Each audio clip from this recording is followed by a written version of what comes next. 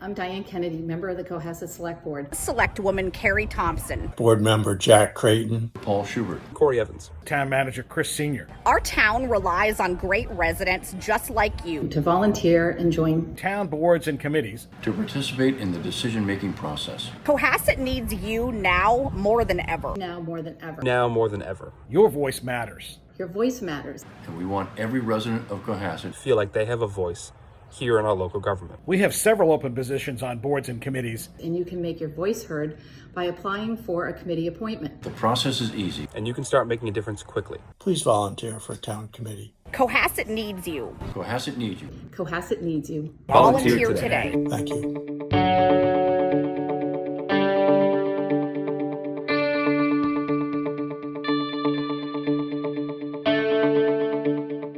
All right, Jeff, you all ready to get started this evening? Yes, I think so. All right, great. Thank you. All right, good evening, everyone. I would like to call to order the Town of Cohasset Conservation Commission meeting. Today is Thursday, August 6, 2020. It is approximately 6:30 in the evening. We are hosting this session for the Conservation Commission virtual via a virtual platform, via Zoom platform. In attendance this evening is our conservation agent, Jeffrey Summers, our conservation administrator, Angela Giso, and commissioners Eric Eisenhower, Chris McFarland, Marianne Weatherald, Alex Coines, our associate, Kathleen Berrigan. What I'm going to do this evening is actually for any votes that we do this evening. I was listening to the select board meeting the other night, and they were doing roll call votes by alphabetical order. So that is the process that we're going to go by tonight. Just as by roll call vote alphabetically here, please, when I call your name, just state your name and whether you're present. Please take yourself off mute. For anyone that is a panelist, some of the attendees, we will bring you up to a panelist when the time comes. Please keep your microphones on mute. That really helps with the background noise, and hopefully it's clear for everybody. So without further ado, Eric. Eric Eisenhower here. Alex. Here. Can you state your name, Alex, and stay present? Alex Coines here. Thank you. Chris. Chris McFarland here. Jay Pimpari here. Marianne. Marianne Weatherald present. Thank you. And our associate, Kathleen Berrigan. Kathy Berrigan here. Great. We have a voting quorum of 5 members this evening. So just for the audience, there is a chat box or a Q&A session at the bottom of in your Zoom session. If you have any questions, we will open it up to the audience, but it's a little difficult to do that via Zoom here. So please, if you have any questions that you would like to be answered or any public comments, please do so through the Q&A, and try not to wait until the hearing is almost over. If you have questions up front, please submit them, and we will get to all of the Q&A. So bear with us, and hopefully we'll have a very productive meeting this evening. The first item of business is an RDA 20-07. It's 29 Hickory Circle, Cavallaro for a retaining wall. I will now read into the record the public hearing notice. In accordance with Massachusetts General Laws, Chapter 131, Section 40, the Cohasset Wetlands Bylaw, and the Cohasset Stormwater Bylaw, the Cohasset Conservation Commission will hold a public hearing on Thursday, August 6, 2020 at 6:30 p.m. via remote participation on a Zoom platform for request for determination of applicability 20-07 from applicants Marcelo and Sarah Cavallaro at 29 Hickory Circle for proposed construction of a retaining wall within the 100-foot buffer zone to a bordering vegetated wetland at the rear of the home. The public is invited to offer public input on this application in writing by emailing jsummers@cohassetmass.org in advance of the public hearing, and can also attend via the Zoom platform. So, Jeff, I see that you've brought up Marcelo and Andrew Wheeler. Thank you. Maybe it's a good idea, Jeff, I'll give you control here and maybe pull up the RDA. Hopefully everybody's had an opportunity to look at that. And as we go through that, I will turn it over to the applicant to just give us a little overview of the RDA of the proposed project that's in front of us. So I'll turn it over to Mr. and Mrs. Cavallaro. And you just have to unmute yourself there, please.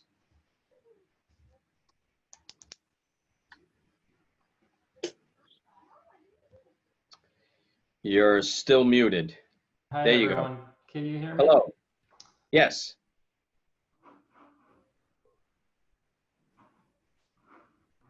We can hear you, and as you're going to be talking here, Jeffrey Summers, our agent, is putting up portions of the RDA so we can see the photographs that are in front of us.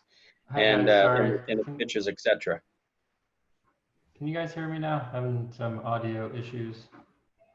Yeah, if you could get a little closer, that would be great. But we can hear you.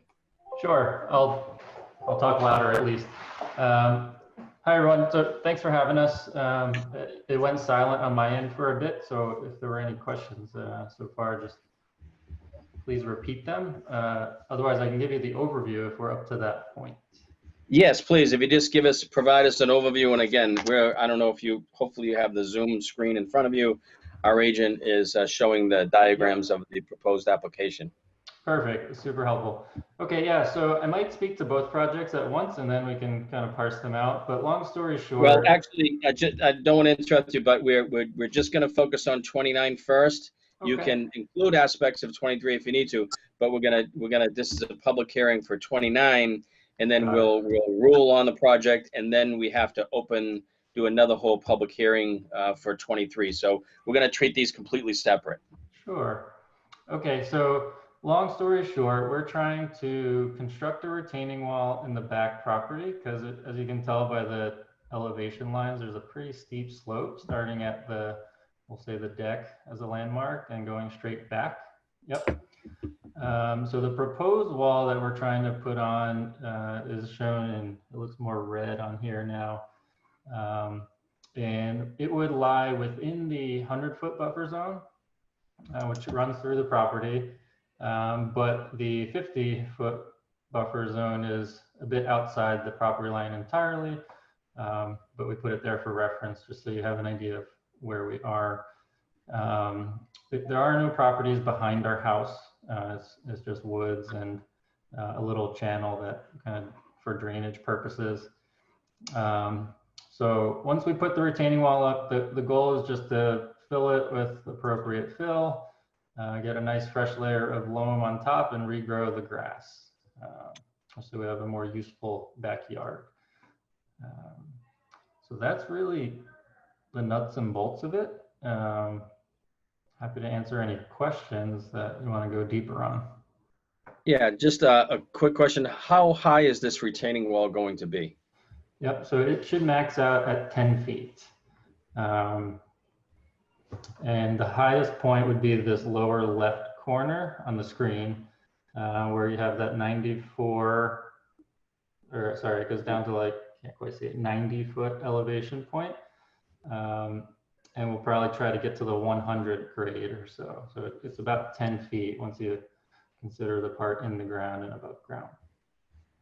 And are you proposing to put anything on top of their retaining wall? My first concern here would be safety for young children, etc., anyone for that matter, in the backyard going off of the back. Great question. So it's not on this page, but I think the site plan will show a retaining wall with fence. So the plan is to have a 4-foot fence that goes along the whole wall, even where it kind of comes to grade on the bottom where that return is, for exactly that safety. And what is the makeup of the 4-foot fence? It'll be vinyl, and then the posts will be kind of concrete and in the crushed rock kind of construct of the retaining wall. It has spots that are pretty well suited for securing it. And is the retaining wall going to be a poured wall with concrete, or is it going to be block? So we're going to use precast concrete blocks. A little easier to maneuver in that terrain and was a bit more economical too. Yeah. So no concrete trucks. Correct. Okay. Jeff Summers, can you just explain or just describe what the wetland or what the resource area is out back there, please? Sure. So the resource area is a wooded wetland. It's about probably 60 feet into the wood line. Well, actually, you can see the wood line is here, and then the 50-foot buffer zone is here. So it's about 50 feet into the wood line. This is one of the wetland systems that kind of borders all of 3A in the area. The area where they want to build the fence and fill now they actually provided some photos for us. It's a lawned backyard. So there's really Sorry, go ahead. This one's my neighbor's, just for Okay. clarity. Saw you pass it though. I know there were some other ones on here somewhere. It's not.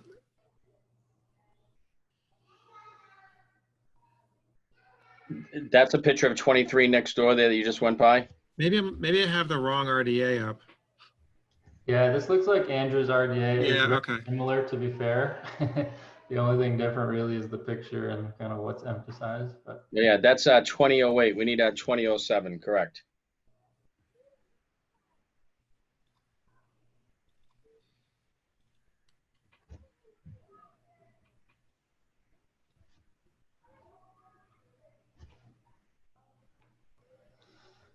Oh, here we go. Okay. perfect. How much fill do you expect to bring in for this 10-foot stone wall? So we're in the calculation phases because we're waiting on the final design, but it's on the order of 400 to 500 yards. Do you know how many truckloads that is? Well, it depends on the truck. I guess the triaxles, which may be able to access via 3A, are about 20 yards a piece. So what's that, 40-ish? 40. Quite a few trips. If they use the 40 smaller trucks, it'll be more. And they may use the smaller trucks because I think the way they do it, they'll do like a layer and then kind of fill some, do a layer of wall, fill that, and so forth. Do you have a silt sock on this plan here anywhere? What's that? Do you have a silt sock or a silt fence on the plan anywhere here? No, I'm not sure what that is, to be honest. Okay. Is that So for like erosion control? Those like exactly Gotcha. correct. Right. we So don't have it typically- on here, but we can. The builder did suggest we might be asked to do that.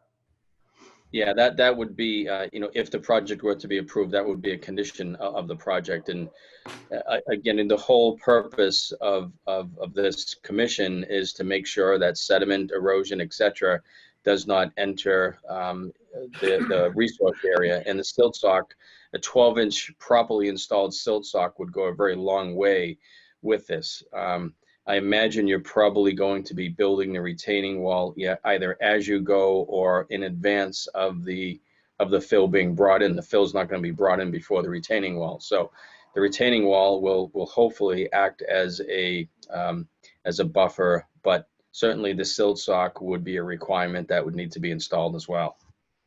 Okay, yeah, we can certainly do that. And placement, is it just right behind the wall? Is that where it goes? Yeah, or? typically would be, you need a little bit of room for anyone to be working in that area, but probably 4 to 5 feet off of the back of the retaining wall. Okay. So, you want to get it to as close to the area as possible, but also allowing a little bit of area for the individuals to work back there. So, Jeff, I know you identified the resource area. Any other issues or comments on this one before I open it up to the commission further? No, I was going to say, one of the conditions could be, would be that a silt sock is installed. I think I could just go down and make sure it's placed correctly before they begin work.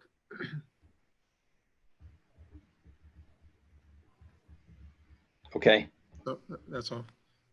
Other members of the commission, any comments on this? Jay, can you go back to the plan, please?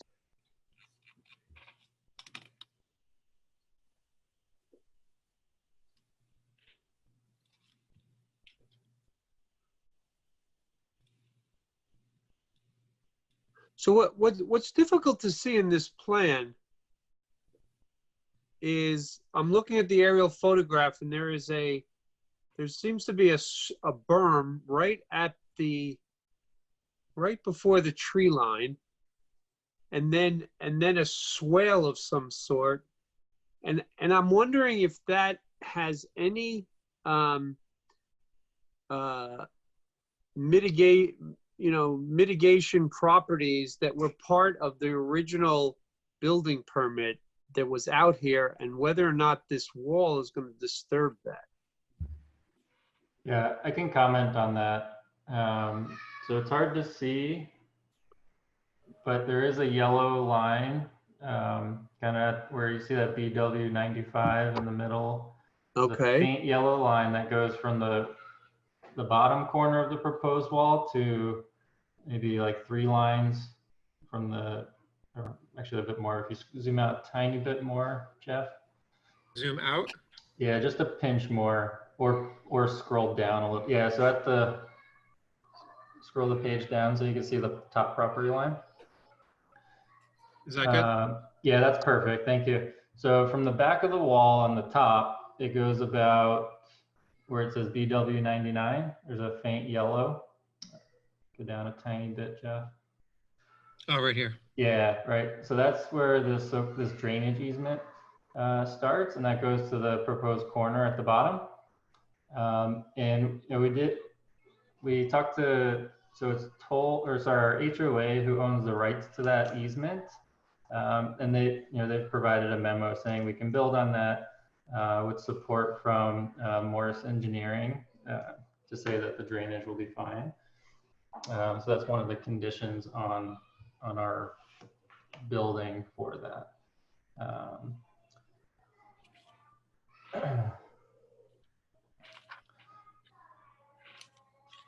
And based on where the wall goes, it shouldn't affect the drainage. That's the current conclusion. I mean, what have you planned for drainage of the wall itself? Yep. So these. I assume you're not building a dam.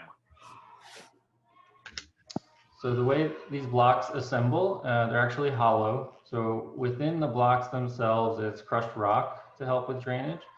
And then also at the bottom, they're designed to fit a 6 or 8 inch perforated pipe. So that'll run along the length of the wall and feed right into the current drainage. So at the end of the day, it shouldn't be affected at all. But tell me, the blocks are hollow, but they're stacked one on top of another. How does the water in the soil get there? Because you'll essentially have an impervious wall toward the soil side.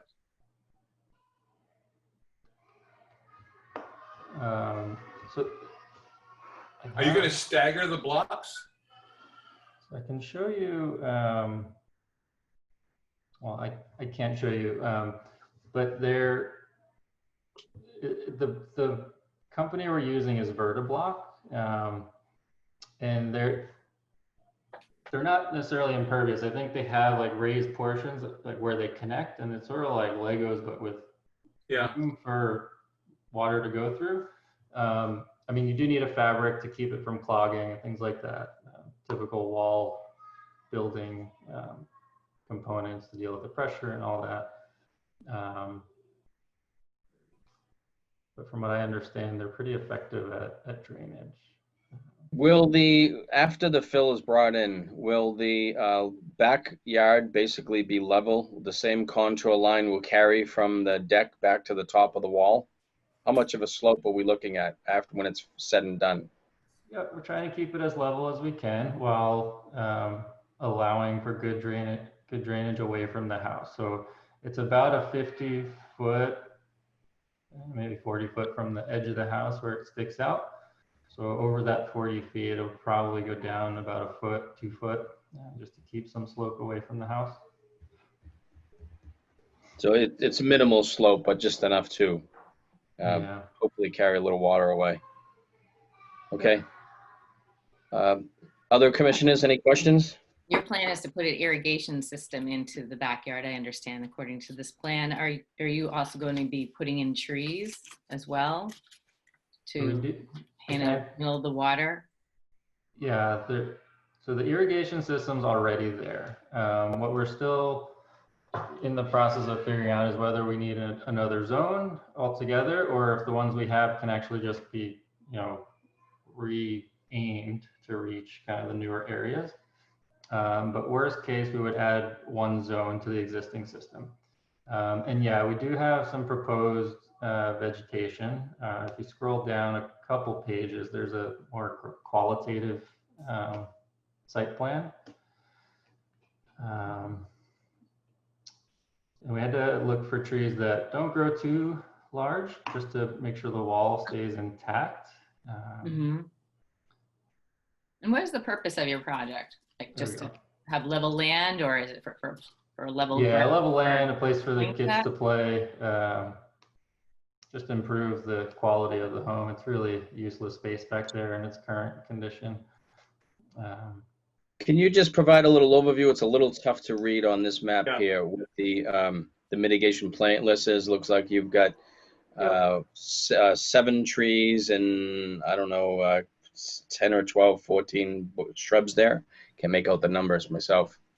Yep. So on the left side of the image, we're looking to put up some kind of cedar tree for those, mostly for privacy purposes. Along the back, each corner, we're hoping to put a tree, like a pin oak or a paper birch, something like that.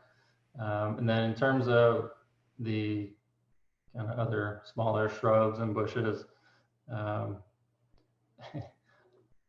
this might change. I don't know. It depends on kind of how things look. But kind of a preliminary proposal is some shad bushes, winterberries, so kind of fill it in and also be somewhat consistent with the front. So we've got some catmint, hydrangeas, things like that in the front. But we tried to stick to sort of South Shore approved vegetation where we could. We have our own plant list. You should take a look at that, not just.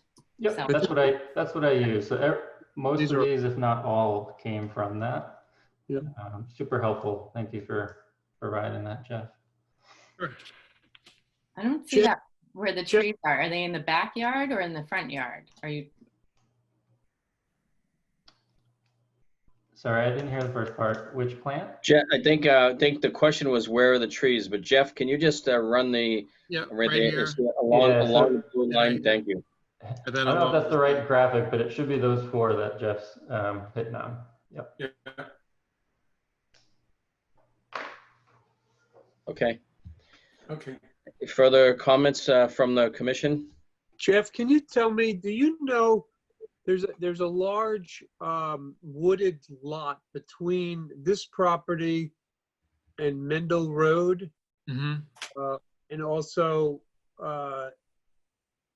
Chief Justice Cushing Highway? Yep. Is that part of the Toll Brother development, or is that private property? I think that's part of the Toll Brothers property, but I'm not sure. Okay. And the only reason I say that is because when I saw the site plan for when they did the subdevelopment, for the subdivision, and it does, their property was a gigantic rectangle, and I think it goes probably, I'm going to guess from what I remember, at least a couple 100 feet to the north towards Mendel Road. Mm-hmm.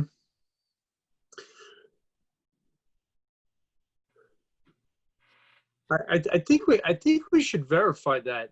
My concern is a 10-foot wall with a minimum 42-inch barrier on the top. With 13 foot 6 inches in the air. it's a pretty obtrusive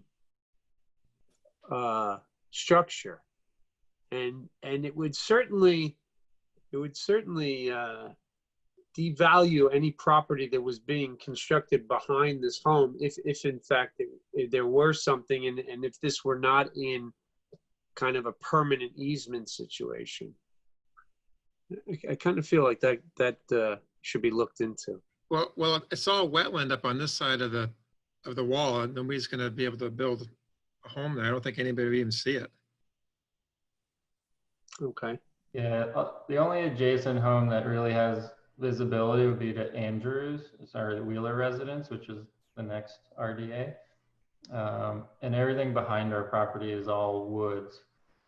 No, I understand that it's woods today. I'm concerned about whether it's woods tomorrow. Obviously, there's a wetland channel that runs through there. It's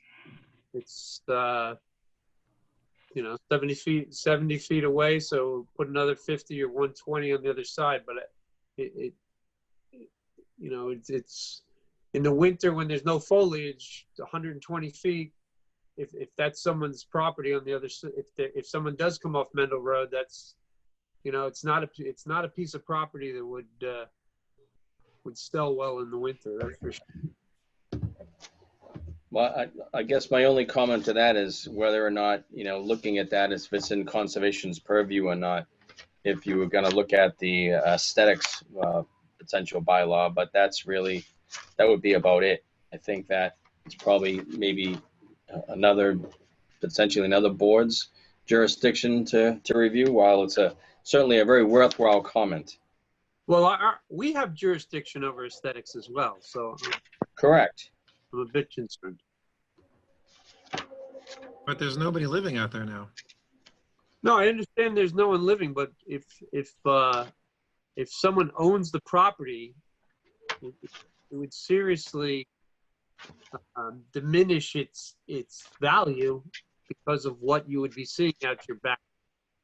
So I just think that, if there is property which is going to have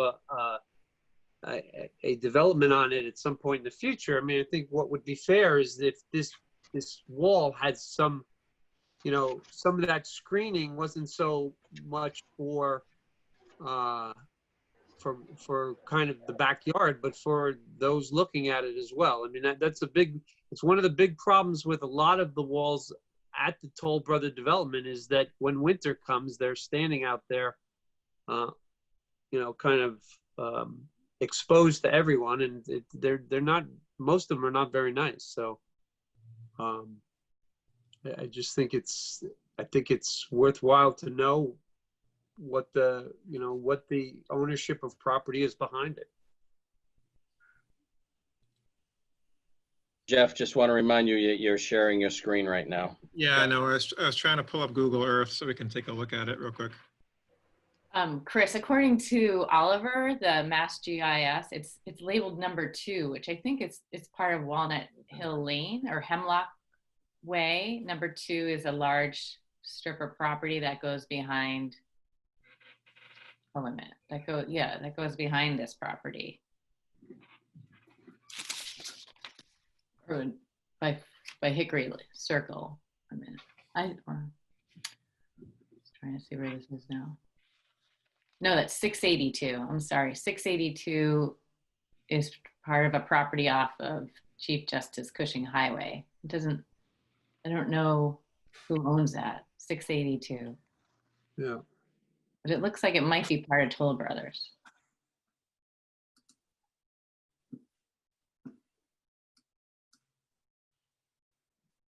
I understand what you're saying too, Chris, because I think there's a property part of Toll Brothers that you see in the fall that's really striking. The wall is it's large and unattractive. Yeah.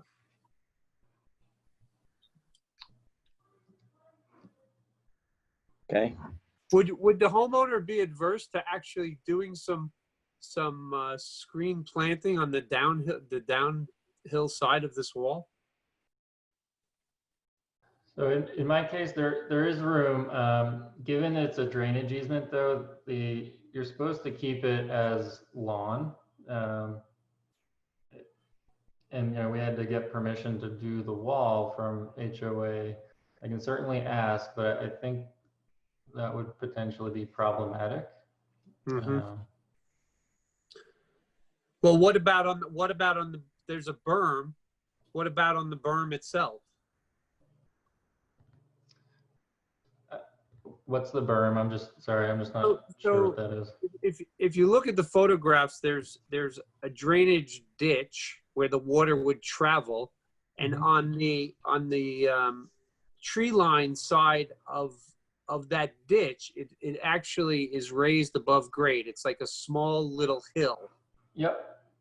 And and obviously that's going to block a little bit of the wall, but I'm wondering if possibly you might be able to put a little vegetation on that as well. Potentially.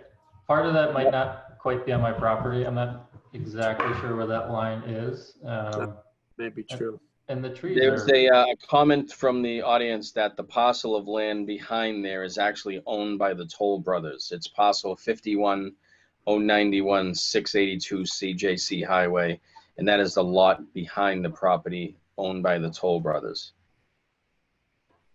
And is that in a conservation easement? That I do not know. That was a comment by Jeff Hassett from the audience.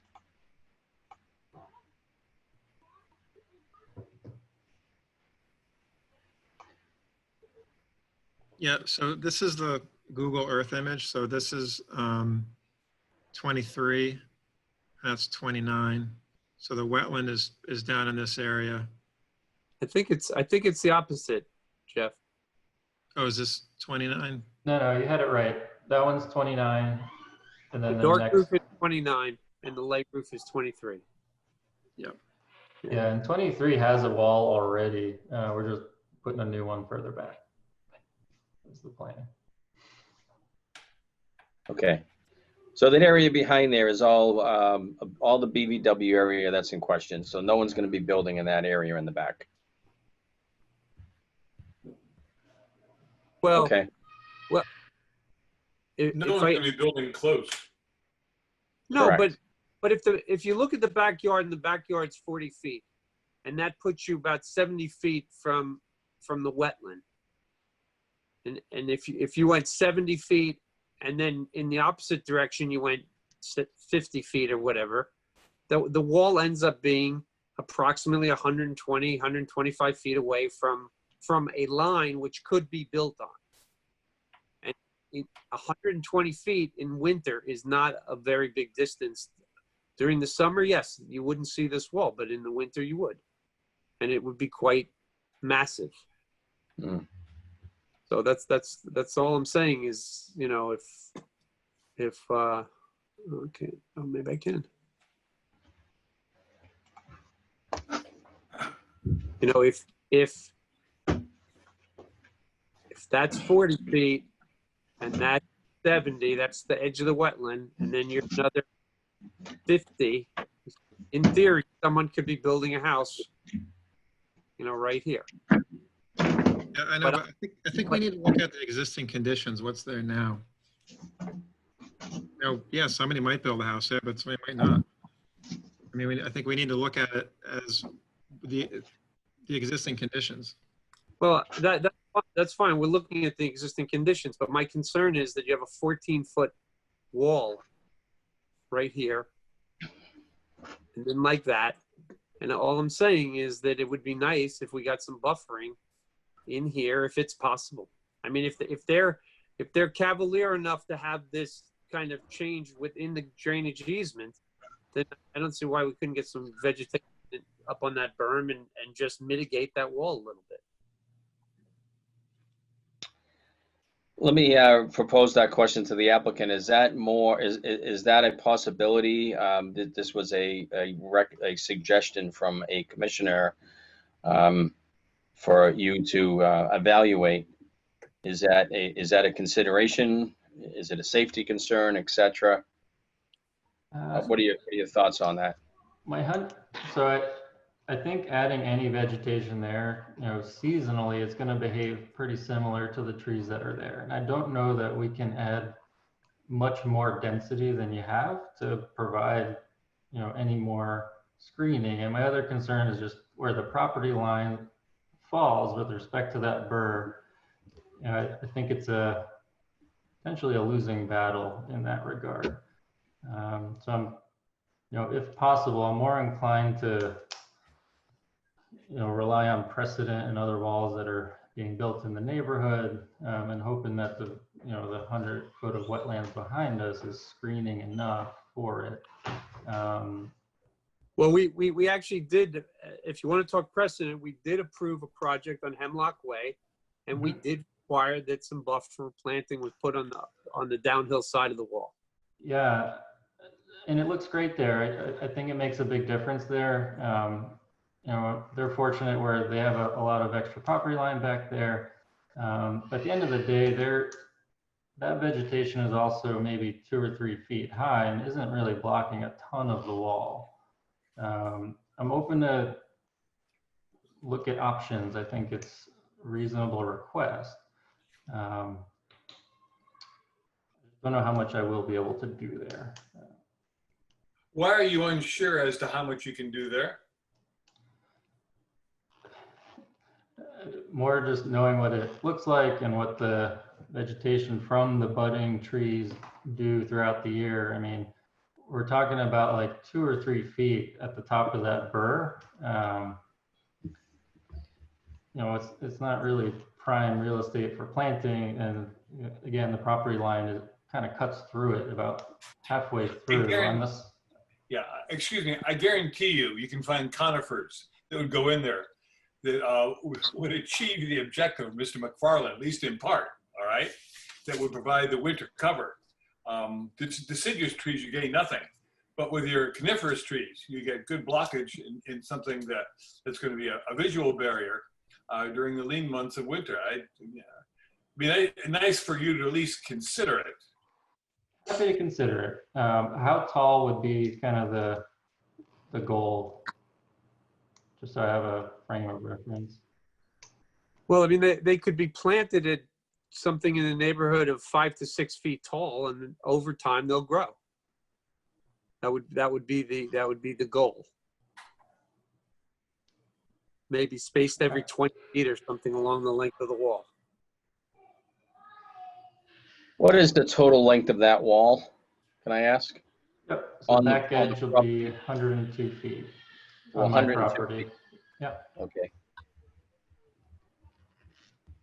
So we would, if with Mr. McFarland's recommendation of potentially spacing them out 20 feet apart, that could be 5 trees.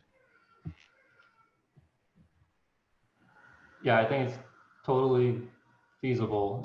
Again, I just don't want to lose sight of the property line, which the back corner is where the corner of the wall is. So I'd have to get some kind of permission to add anything on that upper corner. Jeff, could you go back? I'm not sure who I would get permission from. Okay. Oh, the swale. Jeff, would he have to speak to Toll Brothers for that type of permission, which it seems like he did before, to talk about this wall, to add the shrubbery or the plants? Who do you think he would have to speak to? Yeah. I guess it'd be Toll Brothers if they're the property owners.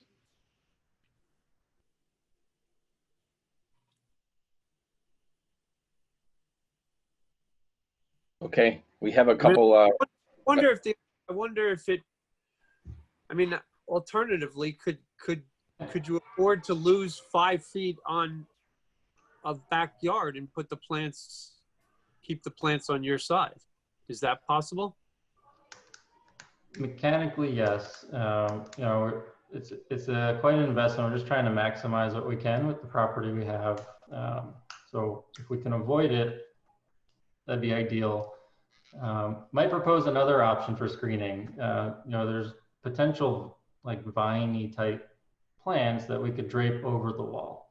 Is that something that would help with the aesthetic concerns with the wall. They don't, I mean, the issue is that the evergreen vines, which in this region are limited to the Boston ivy and a couple others, they tend to grow fairly flat. So they change the appearance of the wall, but they don't really mask it because it maintains its kind of flatness. It's certainly going to help. I don't know how much sun this is going to get, so I'm not sure how well they'll do, but it would certainly help, yes.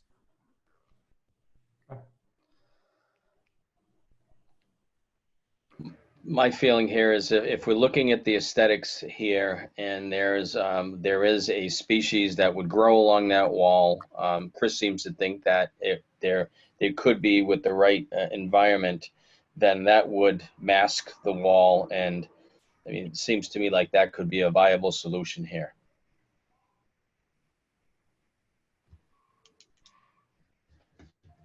Other comments from the commission?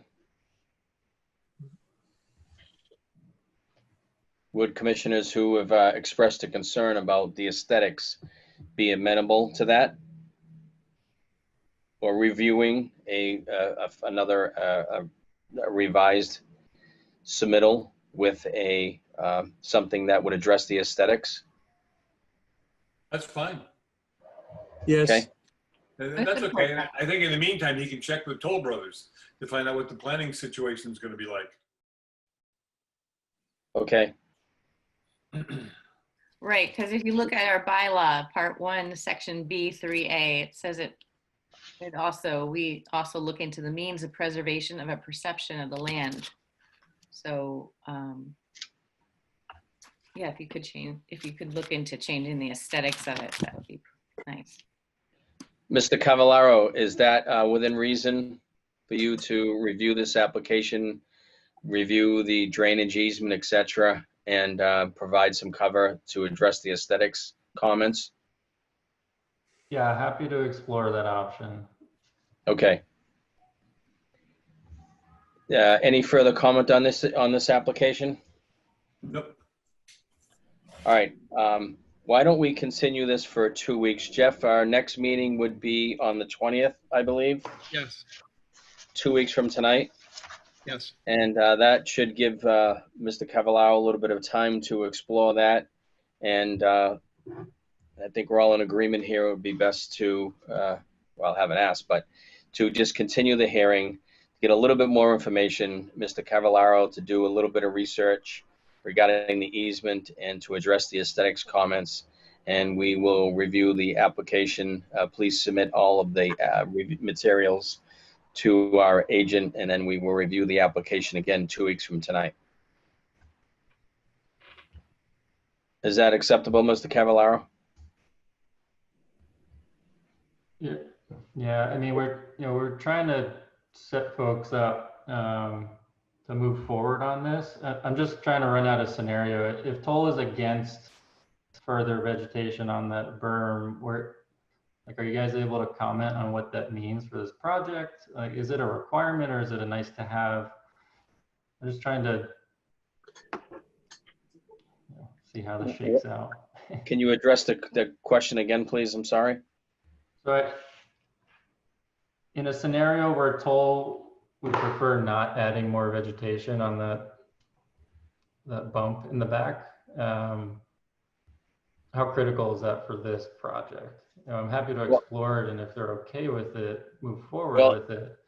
I think the comment that you had made was that you were going to explore some vines that would drape over the wall, that would, in essence, cover the wall, so it would look like a concrete wall. And it was not necessarily a comment to put 5, 10, 15 trees back there. That certainly would be a potential option. But I think that the comment was to explore the aesthetics issue by some type of vine that would cover the wall itself, which would really reduce any vegetation, any digging or any installation of trees back there, if there was a species of vine that would provide that cover. Got it.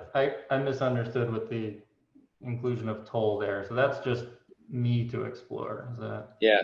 a fair And, I'm assumption? not hearing any major, objections to the actual projects. It's just addressing the aesthetics of the wall. Yeah, I mean, I'm happy to commit to doing that. I mean, I know there are vines we can find that will accomplish that. It would be super helpful from our end, from just setting up vendors and getting folks moving and timing with, completing this early fall so we can plant at a better time than late fall, early winter. So there, I'm a little sensitive to the timeline. So if it's at all possible to kind of commit to that and make a decision based on that commitment, I'd love for that to be considered. We do condition projects where there is a limited amount of work that or a revised plan that would need to be done. I'm hearing here, first off, we would need a revised plan with the installation or the placement of a 12-inch silt sock. The other condition would be to review the, as we have mentioned, cover for the aesthetics comment. I don't know, I'll throw it out to some of the other commissioners on if you would be willing to condition the project given the timeline as stated, or did you want to see something more concrete in the plan? Or would you be amenable to reviewing a plan if it was acceptable to the conservation agent within a specific time frame? Yes, I'd accept that. You're okay with that, Chris? Yes. If a revised plan was submitted by, say, 1 week from today, that was acceptable to our agent? Yep. I can go with that. Okay. All right. So any further comment from the commission? Okay. If commissioners are okay with that. I think it's important, just, we don't like to be pushed into decisions like that based on timelines. Like, we look at every project different, and we want to make sure that we abide by the Cohasset wetlands regulations. So I would really like you to explore looking at the possibility of the 5 trees for the protection of aesthetics as well. That would be recommended, if that could be part of your plan. I'm happy to reach out to toll for the trees. I think they're the decision maker there, given part of it's off my property. Happy to do that. And I can share the correspondence or outcome of that as well with the plan. Thank you. So again, it's a great comment by Marianne. We don't like to condition projects too often, but if it's a minimal work that's being done somewhat, we will condition a project. You're not really buying yourself too much. You're only buying yourself a week here, because the next hearing would be 2 weeks. And if the revised plan met the acceptance of the conservation agent, that wouldn't be until a week from today anyway. So you really only bought yourself a week's time. And if the revised plan was not acceptable, should we decide to condition that, then we would just be redoing the hearing all over again. So I just want to make you aware of the procedural aspect of this. Thank you. Okay. So Jeff, would this be, this would be a -3 if we were to make a ruling on this, since That's there are correct. specific conditions? Yes. Okay. Jay Pimpai will make a motion to issue a -3 determination on the RDA for 29 Hickory Circle with a couple specific conditions. The first condition being that a revised plan be submitted by 1 week from today, close of business being 4 o'clock Thursday, August 13th. And the revised plan include a diagram with the placement of a 12-inch silt sock along the back edge of the property. that no work be done in the 50-foot buffer zone as outlined, within the 50-foot buffer zone as outlined on the plan, and that a revised plan be also submitted by 1 week from today, close of business, that is acceptable to our agent, Jeffrey Summers, that addresses the aesthetics comments that have been raised tonight in considering the installation of trees along the back property and or some potential vines that would provide cover over the wall, over the back edge. Are there any other conditions that I missed there? Okay, do I hear a second on that motion? Second. Second by Eric Eisenhower. Okay, all those in favor of a -3 determination for an RDA 29 Hickory Circle with the specific conditions, we'll do this in alphabetical order. Eric Eisenhower. Yes. Alex. Alex Cornis, yes. Chris. Chris McFarland, yes. Jay Pimpare, aye. Marianne. Marianne Weatherall, yes. Right, that vote passes 5-0. So again, we'll look for that application. If you have a revised plan, if you have any questions, Mr. Cavallaro, please reach out to our agent, Jeffrey Summers. Okay, will do. Thanks so much, guys. Okay, next item of business is an RDA 20-08 for 23 Hickory Circle. A very similar project here. I'll read into the record the public hearing notice.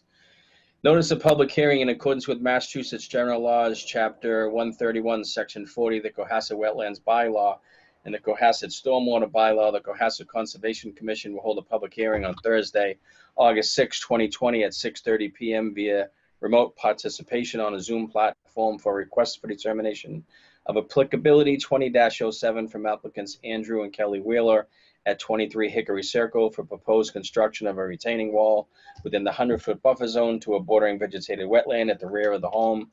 The public is invited to offer public input on this application in writing by emailing jsummers@cohassetmass.org in advance of the meeting of the public hearing, and can also attend via the Zoom platform. Good evening. I see that Mr. Wheeler is here. Thank you for taking yourself off mute. You've heard the previous application. Believe this is very similar to 29, but we will ask if you could just provide us an overview. And Jeff, if you could pull up 23 Hickory Circle, that would be great. Yep, while he's pulling that up, this is Andrew Wheeler. Thank you guys for hearing us. Very, very similar, touches the 100-foot buffer zone, just touches the back corner of the property. The 50-foot buffer zone is outside. The difference between 29 and 23, to the point that Mr. Cavallaro made a few minutes ago, is that I do have an existing retaining wall there already. This was a retaining wall that was put in by the builder.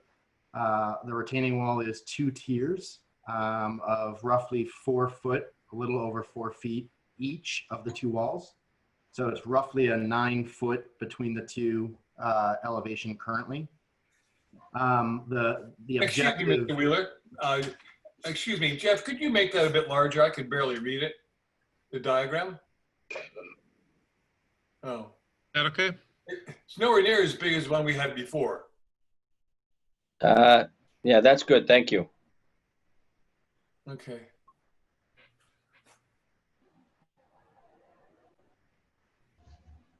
Okay. Okay, so those green boxes, if you will, those green lines represent the existing rock wall. The objective here is, it's really twofold. One is similar to Mark in the sense of being able to expand and make use of more of the property. Right now, it's a very limited area between the deck and where those stairs are to that stone wall. Same sort of safety concern that Mark mentioned as well. Having kids and dogs and being able to get that usable space. Between those 2 existing walls, I get back, actually I would pretty much double the square footage of flat usable area in the backyard. So that's my objective there. what am I missing here? The existing retaining wall, the bottom of that wall would stay exactly where it is and be used as fill. The top of that wall would be pulled down and also used as fill. Not sure what else I'm missing. A lot of similarities that I'm happy to answer the questions because I know that they need to be asked. Is there a drainage easement on your property? The drainage easement ends right at the, well, it's behind that wall on that corner. Okay. Yep. What is a drainage easement? It's just a piece of land that cannot be disturbed so that it continues to drain per the original plans. Okay. In the case of 29, the applicant had spoken to an engineer who determined that it didn't matter if they actually modified that area slightly. In this case, it's off the area, so it's not a consideration. Okay. Thank you. So my comment would be the same. I mean, it's a very big wall. It's right at the property line. I'm assuming that this is allowable by the building department to have a wall that close to the property line. But again, I'd like to recommend that some sort of planting goes on the downhill side of the wall so that it just breaks up the massing of the wall. And that would be my comment. How high is this wall going to be? I know that there is an existing wall. Looks like there are two existing walls there. If Jeff, maybe you could scroll down to the pictures there. I believe whether it's up or down, I'm not sure on the plan here, but there were two existing walls. There you go. You might want to make that a little smaller. Using the same wall to build your wall, or are you going to remove those those boulders? Yeah. So again, the bottom wall will stay exactly where it is and used as fill. That top wall will be pulled down and used as fill. I'll be using the same materials that Mr. Cavallaro went through, the Vertiblock, so I can maximize the actual property. Right now, the height of those two walls combined is roughly, well, it's probably a little over 9 feet. Parts of my wall will be 10 feet high, and at the highest point, it will be 12 feet. So that's more than 500 feet of fill or 40 truckloads then for you. It actually won't be because of all the rock that's being used as fill. Oh, the current rock. Correct. Okay. Yeah, just a reminder too, this is the only area that's inside the buffer zone. So what is going on out here is not within our jurisdiction. Okay. Right, the little, Jeff. Right, the little, Jeff, you can outline there that just a little piece of area there is within the 100-foot buffer, which triggered the request for a determination of applicability. Other than that, it would not have triggered this application. Okay. Yeah, I noticed grass clippings down there near the berm. I didn't know what property line that was. I don't think you're supposed to be doing that. Whichever property is doing that. You get them. Don't do that. Jeff, any comments here? Again, same BVW we're looking at. Any comments on this one? No, I mean, other than that, the intrusion into the buffer zone with this one is extremely minimal. It's basically that one little corner that I showed, it goes maybe 6 feet into the buffer zone. So this is much less invasive than the adjoining property. But Jeff, this is being built right on the property line, isn't it? The wall. So there's no room for trees or anything else down below, No, I wouldn't think so. No, unless they move the wall back. correct. So my question there would be, there's already trees, right? So even if you move the wall back, you're talking about adding additional trees. Like right now it butts up against a good amount of trees. Yes, but the difference is what species of trees. If they are evergreens, they're going to be there year round, kind of breaking up the mass of the wall. But if they're deciduous trees, when they lose their leaves, there's always the possibility that view corridors open up and that the wall kind of stands out in the landscape. Obviously that can get mitigated through vines, as we spoke about on the previous project. It can be mitigated by evergreen trees. It can also be mitigated somewhat by the coloring of the wall itself. So, Got it. Further comments from the commission?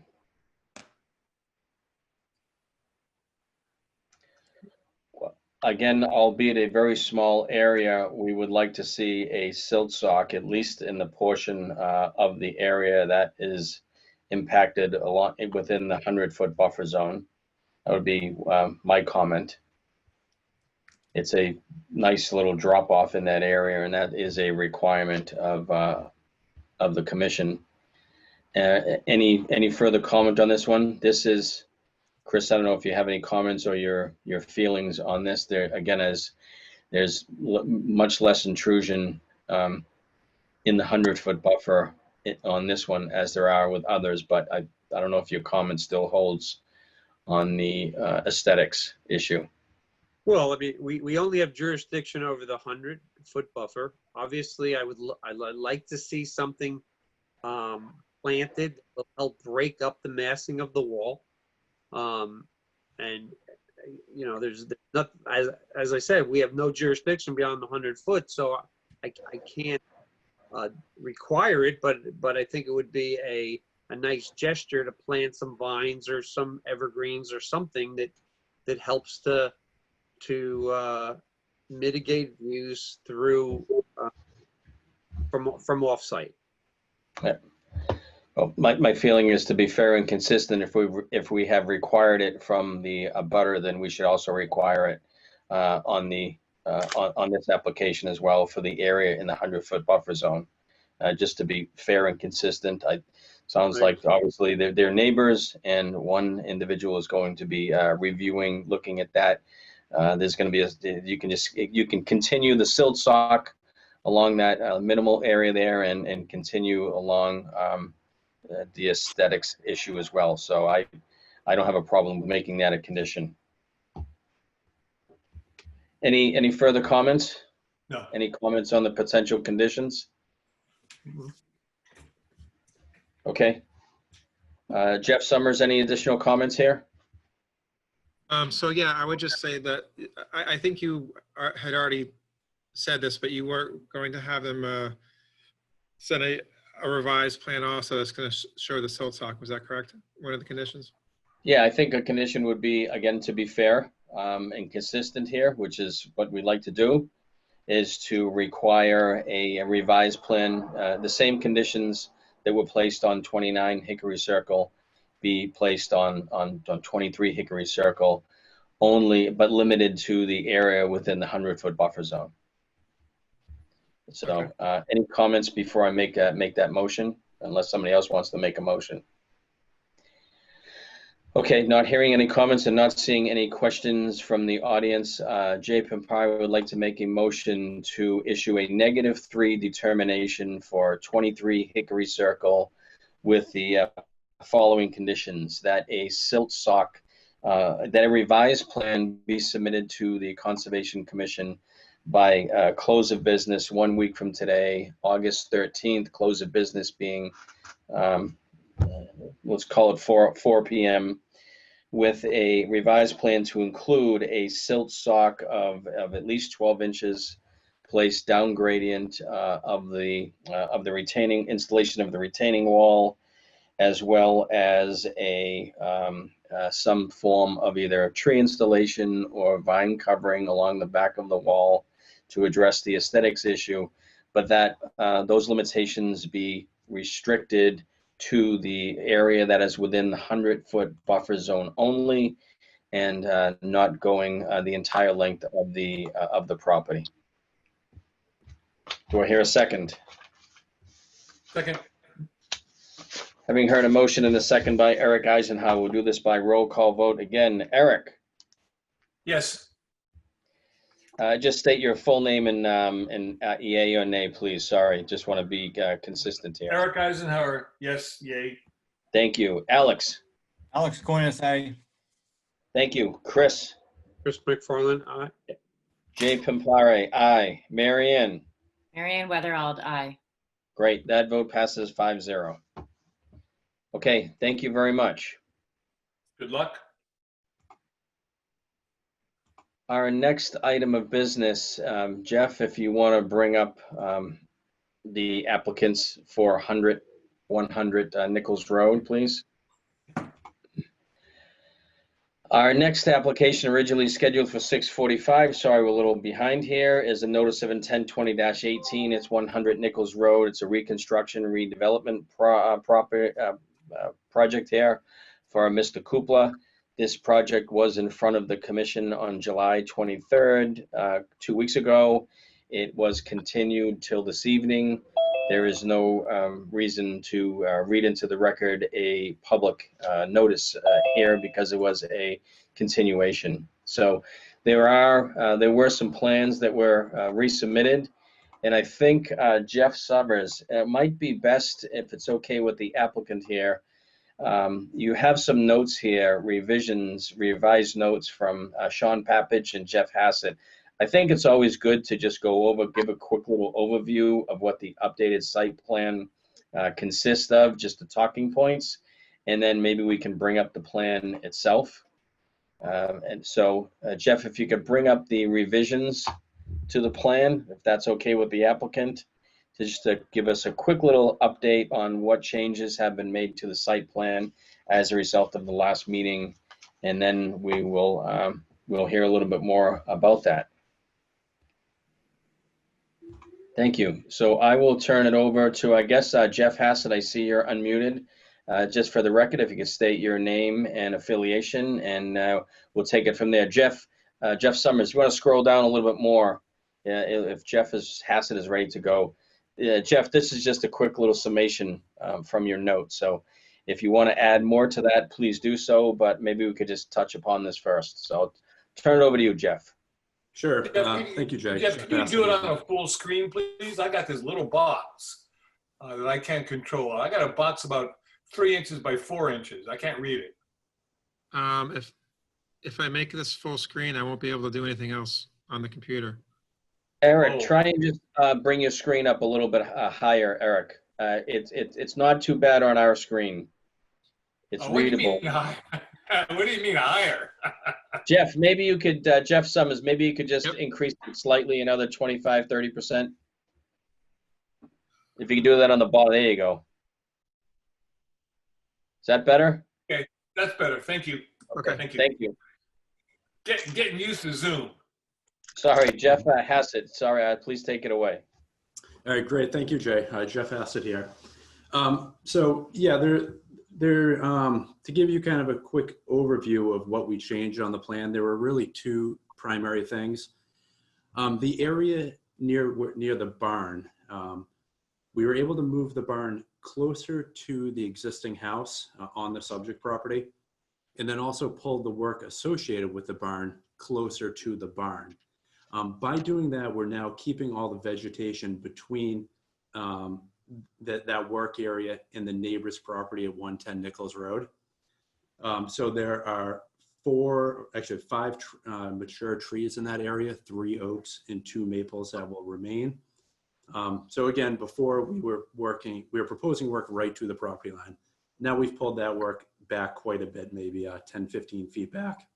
That's good. And the barn itself is 29 feet from the property line. The other part of the project that we changed is the retaining wall in the rear. The point that was furthest away from the house, we pulled closer to the house by about 15 to 20 feet, which makes the wall a lot less tall. It makes it about 6.5 feet instead of 10 feet tall. Some of the other information that you were looking for, not necessarily plan changes, is that we're speccing that the wall will be ready block concrete blocks with a cobble finish, and they'll be placed on a crushed stone or gravel base. So there won't be any cement trucks coming in to pour footings or walls. You also look for, well, actually in front of that wall, we're now proposing plantings as well that will to screen the wall. And then you were curious about the volume of fill. The volume is about 900 yards. It's an average depth of about 1.7 feet. It might sound like a lot, but a lot of our septic repairs on average are about 300 yards of sand being brought in. So it's about 40 truckloads of dump trucks, the big triaxles. And then we also we're showing the existing trees more clearly on the plan. The existing trees to be removed were shown in a bit of a gray scale on the last plan, and now they're more of a prominent pink, so they stand out. And then we also are now showing the trees that have already been removed in orange to differentiate. We talked about that at the last meeting, but there are 4 trees in the backyard that are oaks that were removed. And then there are also 4 trees that we added to the plan that are along the left-hand property line. Those were 4 spruces that were removed, all of them outside of the 100-foot buffer. And then with that, Sean Papich made a number of changes to the plantings and included a plant list. So I will turn it over to him to discuss that aspect of it. Thank you. Maybe just any questions for Jeff, and then we'll pull up the site plan if need be. Okay, not hearing any questions. We'll turn it over to Sean Papich to give us an overview here of the revisions that were made to the plan. Thank you. Okay. Thank you, Jay. This is Sean Papich Landscape Architecture, 222 North Street. Can you hear me? Yes, perfect. Good. Okay. So Jeff touched on a few of these points that I had noted when we sent the revised plan to Jeff Summers. So as he noted, we moved the barn 4 feet further from the property line with 110 nickels, and the oak trees that are there are remaining. There are actually a couple hickory trees. There may be a maple in there someplace, but some hickory trees in that area that are mingled in with those that are staying also. The wall, as you can see, if you do have a copy of the plan there, or if you get looking at it when we're looking at the overall screen, that is actually sitting over the property line from the 110 Nichols house across the property line. So we left that area as really a buffer going all the way over to and beyond the existing trees that are there on the property line. That also goes beyond the 100-foot too. We actually kept that all the way out to the driveway, all of those existing trees going out to the driveway beyond the 100-foot. We also added additional plantings there too, but in terms of those first 3 points, that hits most of them. We also did note that rear retaining wall, as it came in, that 15 to 20 feet that Jeff spoke of, it went to 6.6 feet at its very highest moment, but that's really only in that one little crest of the air where it bellies out. It recedes pretty quickly back into a much smaller wall. I want you to know that and understand that too. Much of the wall is less than 4 feet. You know, we're intending to have a cedar frame, metal mesh. It may not have a cedar frame, but a metal mesh fence installed above and behind the wall. So on the uphill side of the wall for safety.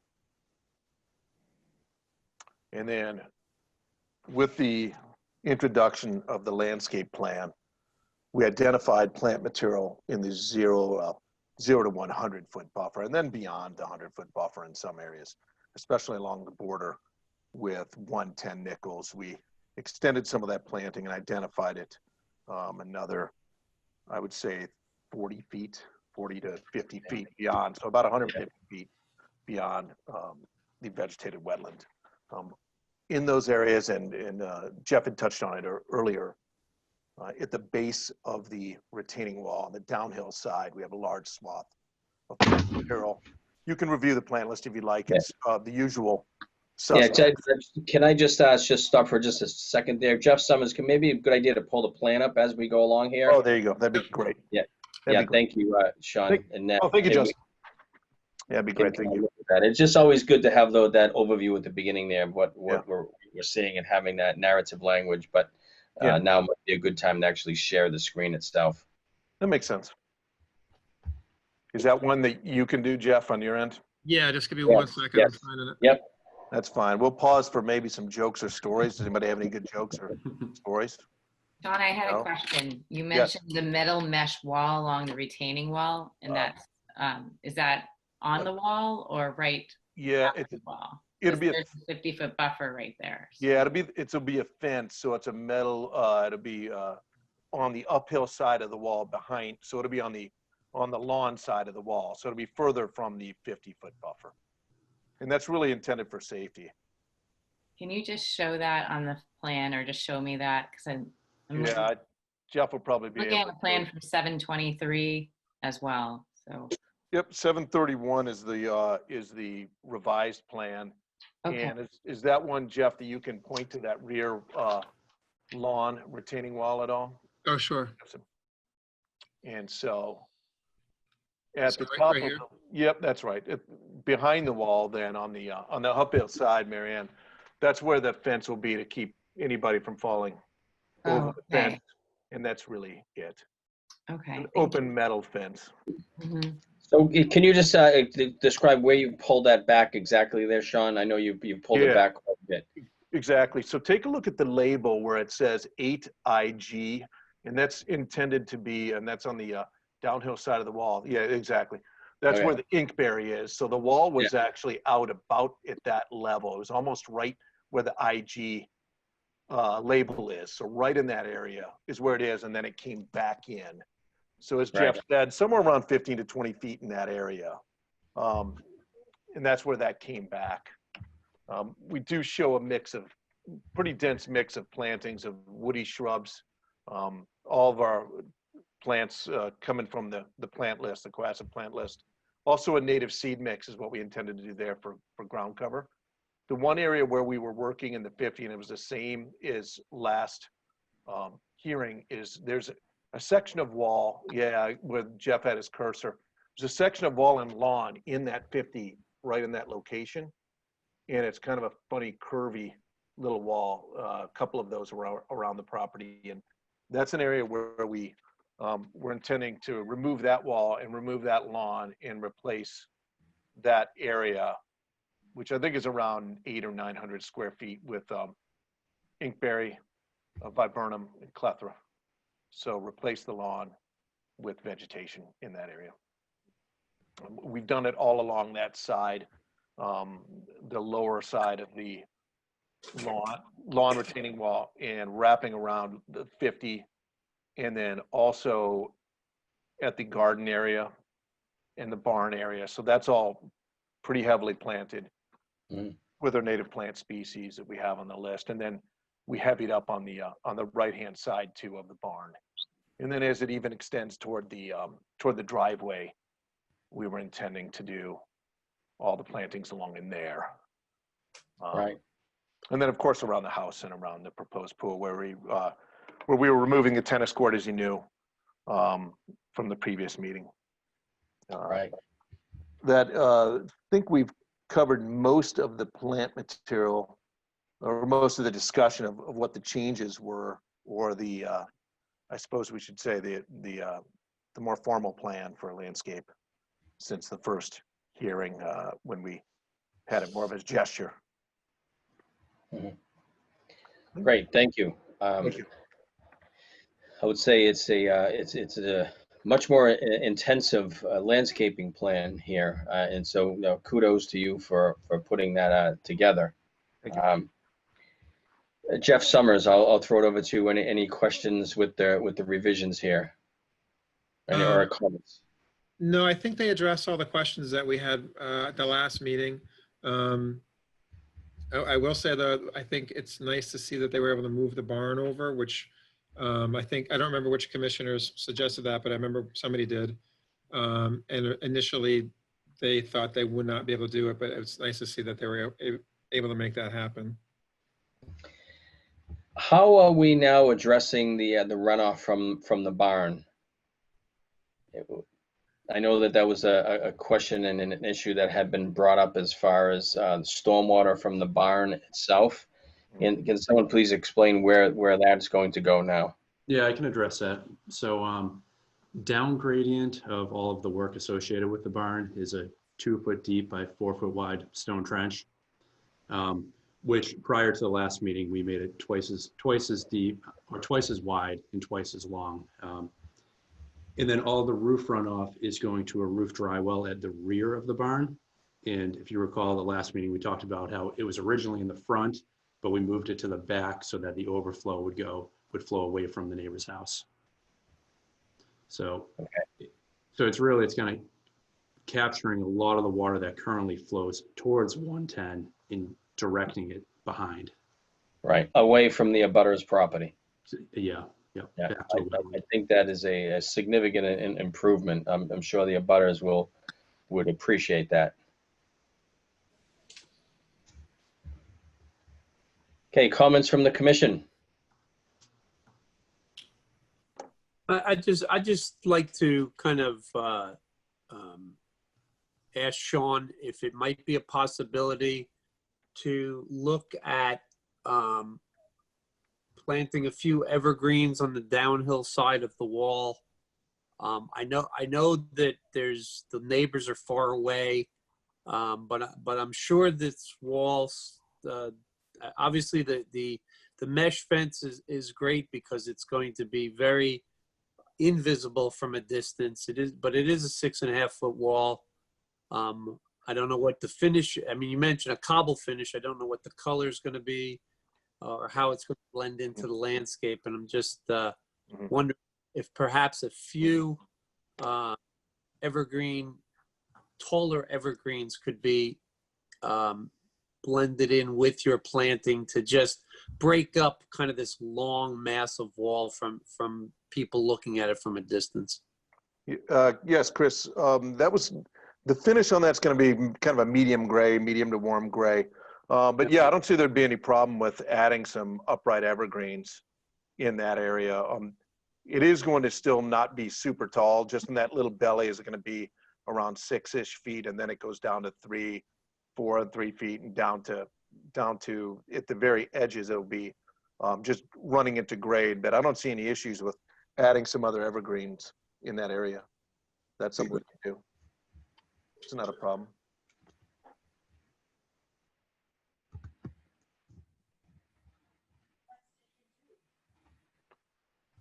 Did you hear me? Yeah, is there any? Okay. Thank you. Okay, I just want to make sure I didn't. Last time I lost you guys, I somehow my Wi-Fi went out last time, and I was like, oh no, it didn't happen again, did it?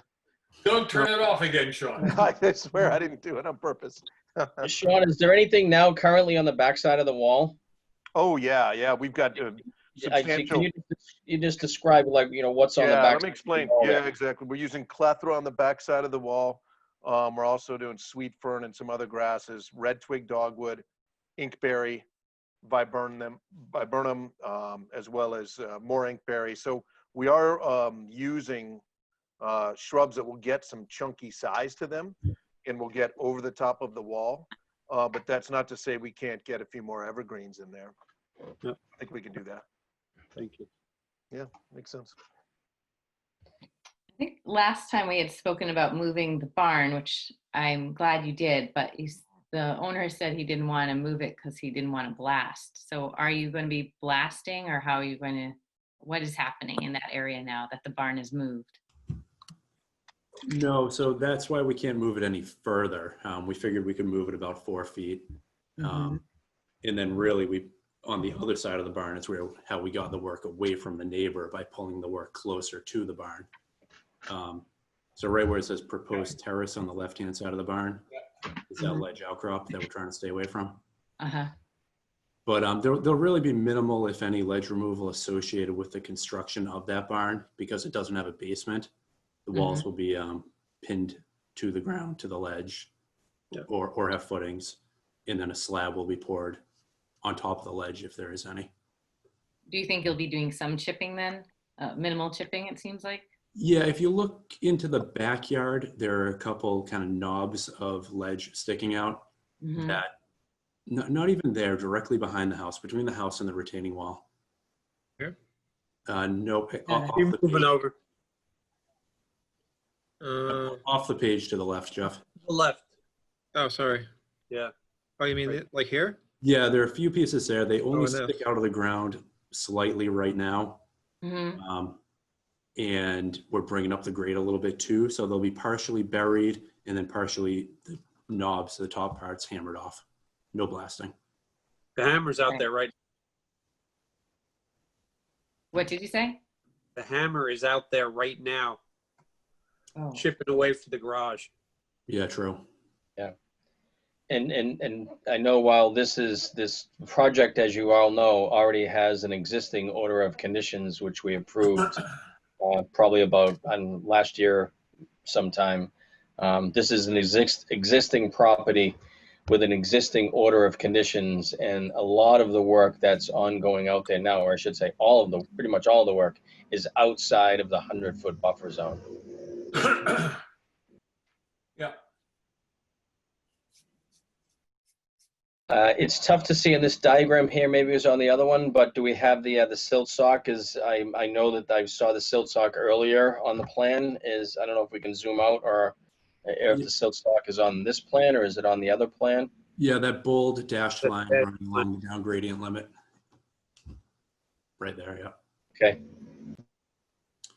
And it just so basically the silt sock is placed along the 50-foot buffer zone. Correct. Yep. Okay. And so the only disturbance is the wall to be removed, and but we have a substantial mitigation planting there where the old wall was. Right. That's the 900 square feet that Sean noted. Okay. Not seeing any open it up to the public here, but I'm not seeing anything coming through the Q&A. So just a reminder that if any of the butters or any interested parties for that matter wishes to provide a comment, please do that through the Q&A. More comments from the commission. Go ahead. So Mary Ann, I think I heard your voice. Hey, Sean's still here. Yeah, I'm here. Yeah, Sean, question for you. And it's actually another project. As you come into the property on the left, there's enormous copper beech, lovely tree. Yeah. And I remember we discussed about a year and a half ago, we were going to make all the efforts to make sure it stayed healthy and all that. It looks like it's failing.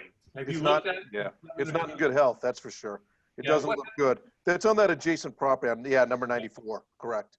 Yeah. Yeah. I mean, it's a tremendous tree. Is it finished? Do you think, or were the roots dug up or anything like that? It's hard to say. You never know, but there was a wall there that I think had been there for quite a while, right? There's a wall on that property that had been there for a while. Yeah. Maybe something happened during construction of 94 that maybe encroached on it. How long's excavation been going on there and construction? Been maybe Must have been a year and a half ago, 2 years. About a year and a half. So you'd probably see that kind of stress after about a year and a half. But I don't think the copper beech likes to have construction around it. That's all there is to it. And a lot of times they're planted pretty close to structures, and they, this one, there was already some structure there, or was there structure there before? There was something there before, I think. Obviously, the tree was a lot smaller when it was planted. Yeah, it was, exactly. It's now got a girth of about 12 feet. I know, it's a monster. It's a monster, but. Eric, I recall that public hearing, and somebody, I don't remember if it was a commission member or an abutter, noted that they commended us for trying to keep it, but they noted that there were a couple others in the neighborhood that all seemed to have some disease, which I wouldn't know what it was. That was There's another copper beech damaging as you go down, as you turn it around to go down Nichols, before you get to the culvert, on the left, there's a large copper beech that's also dead. It just died. So there must be some disease, fungus, bacteria, whatever, floating around now. So Feels like it. too bad. I know. Thank you. Thank you.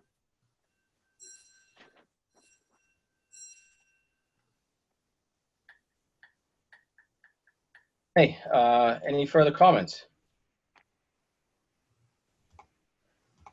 All right, thank you. Okay, I thank you for addressing. I know we had a lengthy hearing a couple of weeks ago. Appreciate the in-depth comments. I think that certainly moving the barn over, increasing the size of the trench there. Hopefully that has addressed the commission's comments, not only the commission, but the abutters as well, moving the drywall system out towards the back, bringing the retaining wall further away from the 50-foot buffer zone, and really no real disturbance in the 50-foot buffer outside of removing that little retaining wall, but coming up with a mitigation planting to address that is certainly a huge improvement to this project. So any last comments from the commission? What we need here is a stormwater permit, an order of conditions, and a variance. So I'll kick it off to move it along.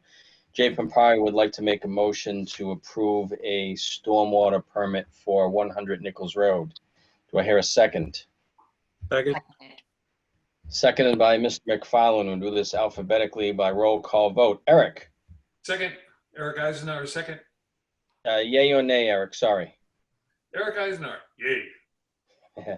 Alex? Alex Aquinas, yay. Chris? Chris McFarland, A. Jay Pampari, yay. Mary Ann?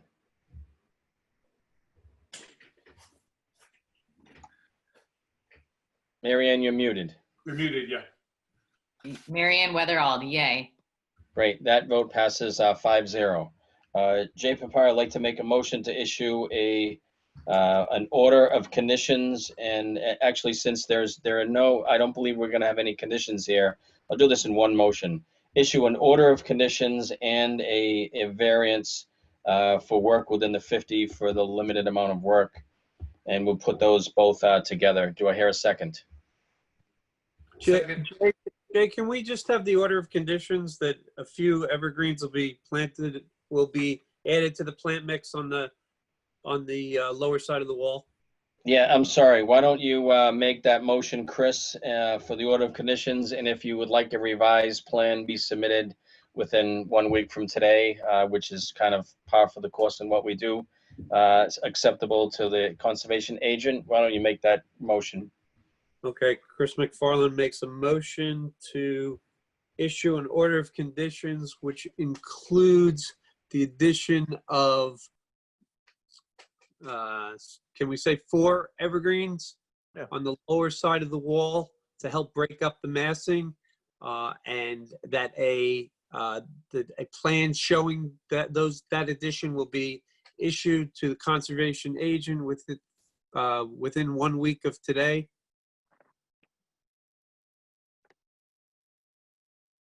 Do I hear a second? Second by myself. Having heard a motion and a second, I will do this by roll call vote. All those in favor, please say aye. Eric? Eric Eisenhower, aye. Alex? Alex Aquinas, aye. Chris? Chris McFarland, aye. Jay Pampari, aye. Mary Ann? Marianne Weatherald, aye. Great. And now we just need a variance for work in the 50. And since none of that work is in the 50, the order of conditions, none of those conditions are believe or work within the 50. Jay Pampari will make a motion to issue a variance for the work at 100 Nichols Road. Do I hear a second? Second. Second by Mary Ann Weatherald. All those in favor by roll call vote, please say aye. Eric? Eric Eisenhower, aye. Alex? Alex Aquinas, aye. Chris? Chris McFarland, aye. Jay Pampari, aye. Mary Ann? Marianne Weatherald, aye. Great, that vote passes 5-0. So Jeff and Sean, if you could just work with our agent, Jeff Summers, to get that plan in by 1 week from today, that would be great. Sounds good. Thank you. All right, thank you. Thank you. Thank you.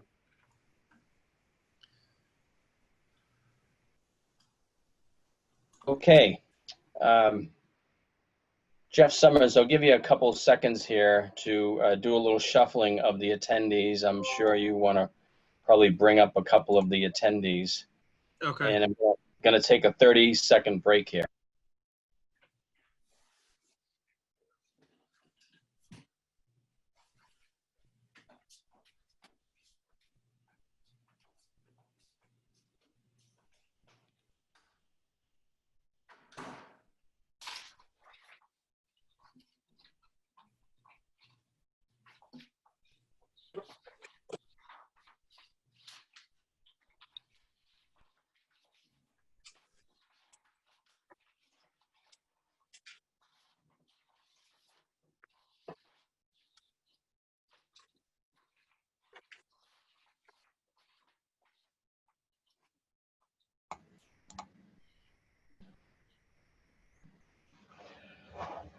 All right, Jeff, do we have everybody up from the, on behalf of the applicant? Yes, I believe so. Great, okay. The next item of business on the agenda is a notice of intent 18-09, stormwater permit 18-16, lot F and G for Rustway new construction.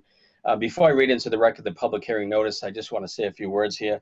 So we are holding we're holding a further hearing on this application to take whatever additional evidence the applicant, abutters, interested party, or the commission wishes to put on the record in accordance with the remand order from the Superior Court in the pending court case. As you are aware, the case was remanded back to the commission based on legal counsel recommendation and additional review. The commission has decided to reopen or open a hearing, again, to take into consideration any further evidence. As I just mentioned, the applicant was not required to resubmit its application, and all evidence previously submitted will be considered. Having said that, we've uploaded all of the previously submitted documents to the OneDrive and prepared to listen to the application on record this evening.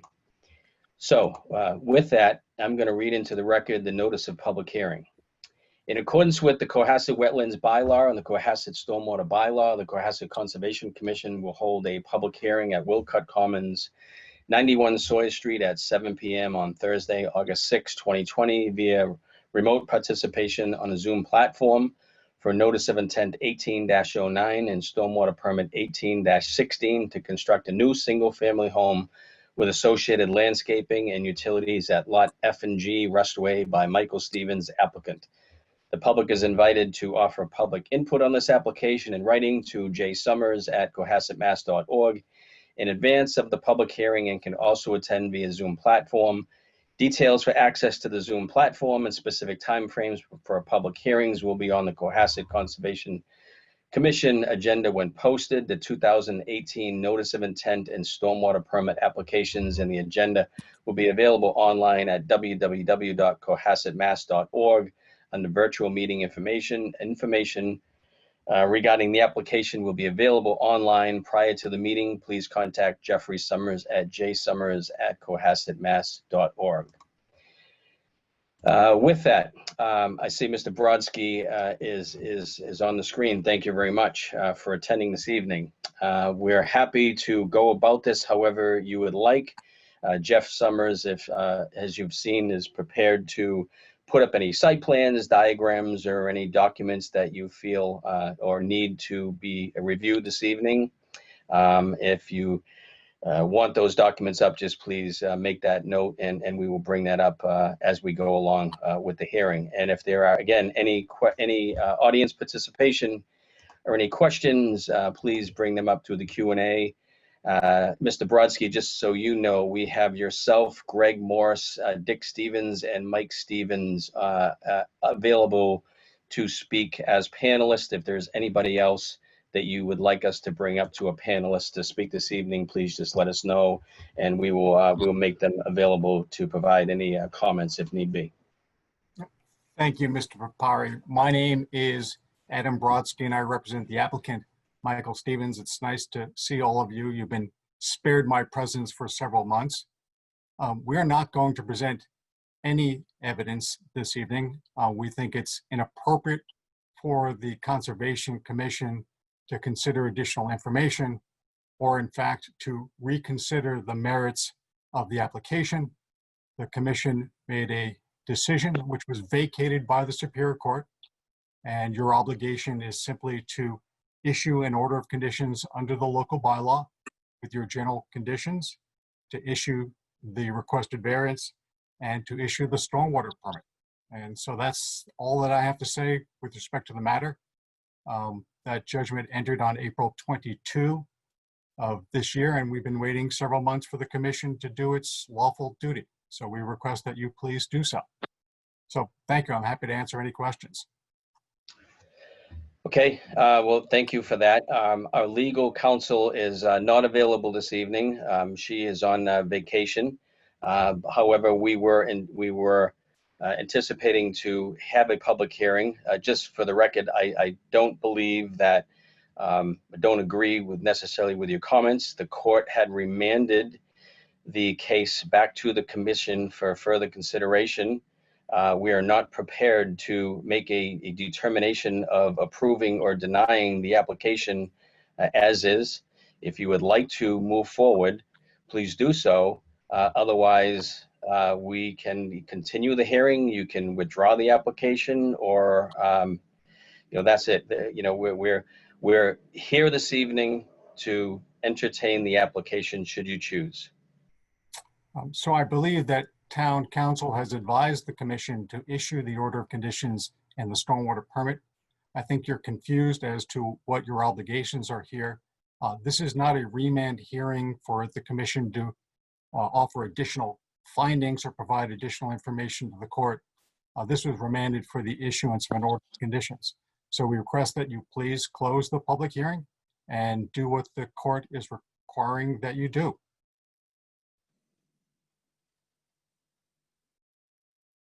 Okay, so again, I don't want to get into a legal battle here back and forth. You're putting words in our attorney's mouth. Our attorney has not advised us to approve an order of conditions and issue an order of conditions variance any stormwater permit. We are here this evening to entertain the application. And I don't want to go back and forth with that. That is where we are. We have advertised it as a public notice.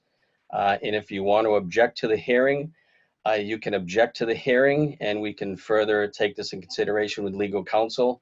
It doesn't appear that you want to move forward with the application as far as what I'm hearing, but the commission is not prepared to make a ruling this evening unless we have a full presentation, etc. If you want to continue the hearing to a further time, we're happy to do so, but we have opened up the hearing.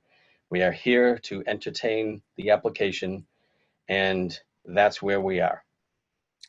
I had occasion to review the video from your June 11th public hearing, at the end of which there was a report by your agent and a discussion of this matter. And at least two of the conservation commissioners acknowledged that Town Council had told you to issue the order of conditions. The commission has no power to continue this public hearing without the consent of the applicant. We're not going to consent to the continuation of the public hearing. So we request that you please close the public hearing and issue the orders. And I should also say, there's one other outstanding issue while the public hearing is open, which is that the Conservation Commission appealed the superseding order issued by DEP approving this project. And we request that the Conservation Commission withdraw their appeal to DEP. That appeal has no merit. And in order to save everyone time and money, we request that the commission also dismiss that appeal. Okay, again, we are here to entertain this application. We are not going to, if you want us to vote on it, I can tell you right now, I would, this is a brand new hearing. We're opening it up as a brand new hearing. We have advertised it that way. And I'm not going to get into a legal back and forth. Our counsel is unavailable this evening. On the advice of counsel, we have been instructed to hold a public hearing, which we have. And I can understand your comments and concerns, but that is not the direction that the town is going to go this evening. If you are If you don't want to continue the hearing, we can take a vote on it, but I don't know how. I would abstain from the vote because there's nothing to go on. Or, you know, we can, the reason for the hearing tonight was to provide additional evidence. And if there's no additional evidence, there's nothing for the commission to rule on. And we'll be back to square one. So, we're here to entertain an application, but I'm not going to go any further. If you want us to vote on if you don't want to have a public hearing, we'll go on the record for that. And if you want the commission to vote on it, I know how I will vote on it. If you're demanding a vote, please let us know, but I'm not going to get into a legal argument here. I'm not making any legal argument. I'm telling you what is simply required. The commission decided to open a public hearing. The purpose of that public hearing was determined by the commission.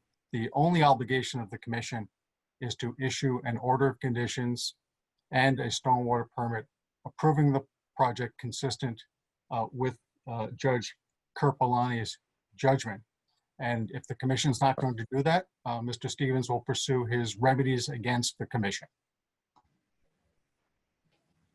Okay. Again, your objections have been noted. The commission is operating under the advice of town council, who unfortunately is not available this evening, is away on vacation. The commission will continue this hearing as scheduled. And that's it. So if there's not going to be any presentation, then the commission can take a ruling on this as is, if that's the case. Yes, we're not going to assent to a continuance. So please close the public hearing and issue a vote. Again, I think the decision by the commission to do anything other than to issue an order of conditions is a violation of the court judgment. I don't think the court's going to take kindly to that, but that's a decision for the Superior Court. Okay, I agree with you. That'll be a decision for the Superior Court. Jeffrey Summers, our agent, any comments or questions to address this?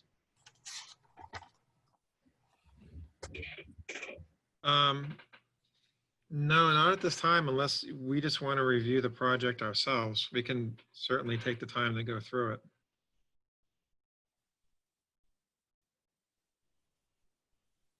Commissioners, any comments, questions here? So Jay, if our intent is to take a vote on this matter, is that our intent? It sounds like the applicant is not willing to provide a presentation tonight, is looking for a vote on the project. Are we in the position to do that without a presentation on the project? Because it was my understanding with upon further discussion with council that that this was handed back to us to have a new hearing, and that part of that hearing process is to have the applicant provide the necessary information for us to review, the evidence for us to review, and then to be able to ask questions to that effect. So obviously they're not in the position to provide information, nor are they in the position to answer questions. But if we are going to take a vote, I think at the very least, the commission needs to review the various points of the bylaws and the science that we believe is the foundation for our findings. So, Mr. Paparia, Adam Brodsky, the administrative record is closed. We proved, as evidenced by the judgment, that the project as proposed and is reflected in the notice of intent and the additional materials complies with your wetlands bylaw. That was the determination by the judge. We're not going to provide any additional evidence because we've already demonstrated that the project complies with your performance standards. So you're, again, respectfully mistaken as to what this process is. We don't need to provide any additional evidence because we've already proved and established our burden of proof. You have that administrative record in your file. It was litigated, and with all due respect, the commission lost. Your decision was erroneous and was vacated. And again, we don't need to prove or present any additional evidence. If you wish to review the administrative record that you have in front of you, feel free. We're here, we're waiting. But your statutory obligation at this point is to issue the order of conditions and the stormwater permit. Okay, well, I respectfully disagree with our obligations at this point. My question to you is, are you prepared to answer questions should the commission have any questions regarding the application this evening? The answer is no. The administrative record on this case is closed. So, Okay. Jay, Yes. I agree with what Chris says. If we were to, or if you were to vote on this again, I think the time to review everything about this case, I think, basically what I'm saying is if there's gonna be a vote on this, I think the commission members need to be thoroughly aware of the proposal, what all the implications are, and basically to study the project further. So, I mean, if you agree with that, I would say, we can continue this to allow the commissioners the time to review the project again.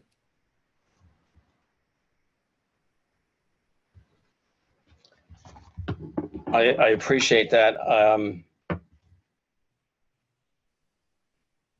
I'm happy to provide some brief comments. I don't know if the rest of the commissioners are ready to provide comments on the application. It would be good to have the applicant available to discuss and be readily available to answer some questions. I don't know, Chris, to your comment about specific comments, and I do agree with you. This is an opportunity to for everyone to listen to the public hearing and provide evidence to the record.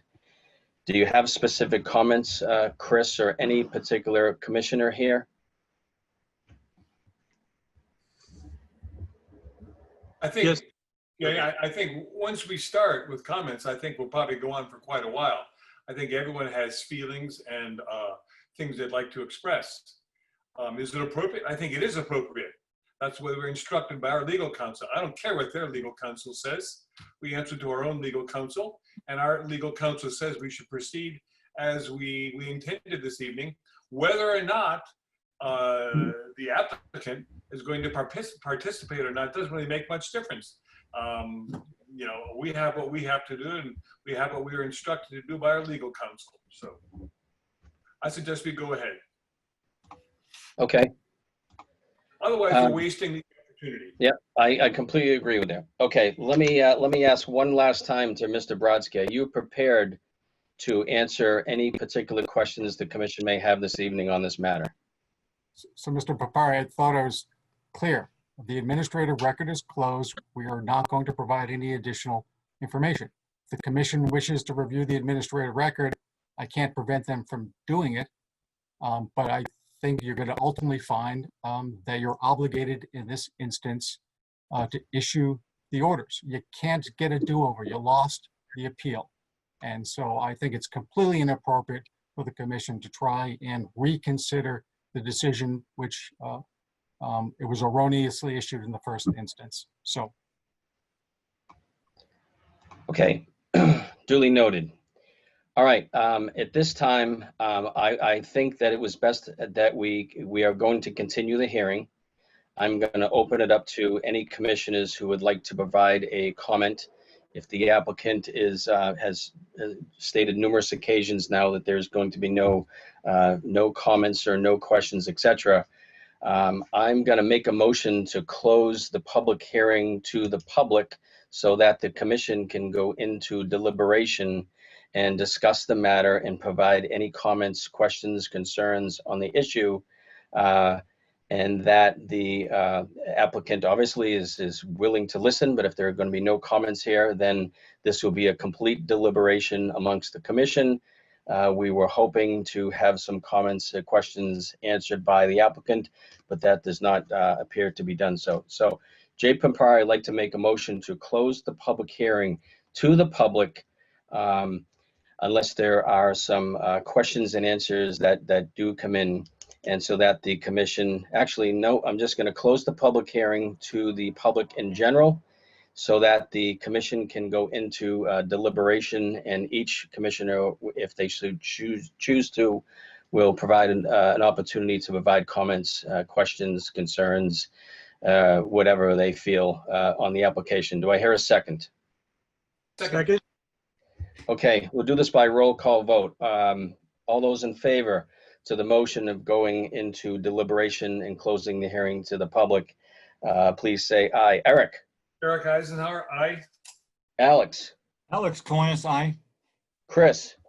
Chris McFarland, aye. Jay Pampari, aye. Mary Ann? Marianne Weatherald, aye.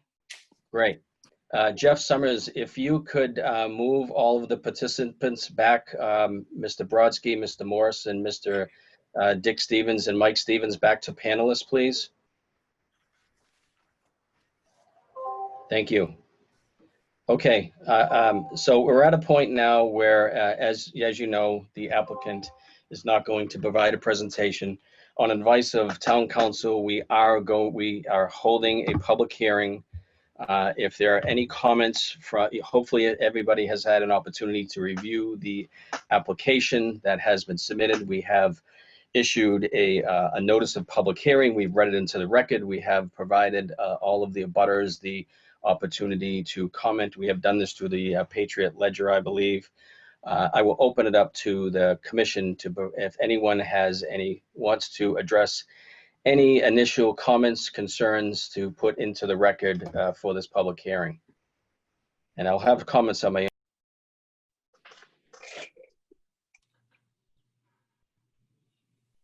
Jay, you went mute. Sorry. You're back.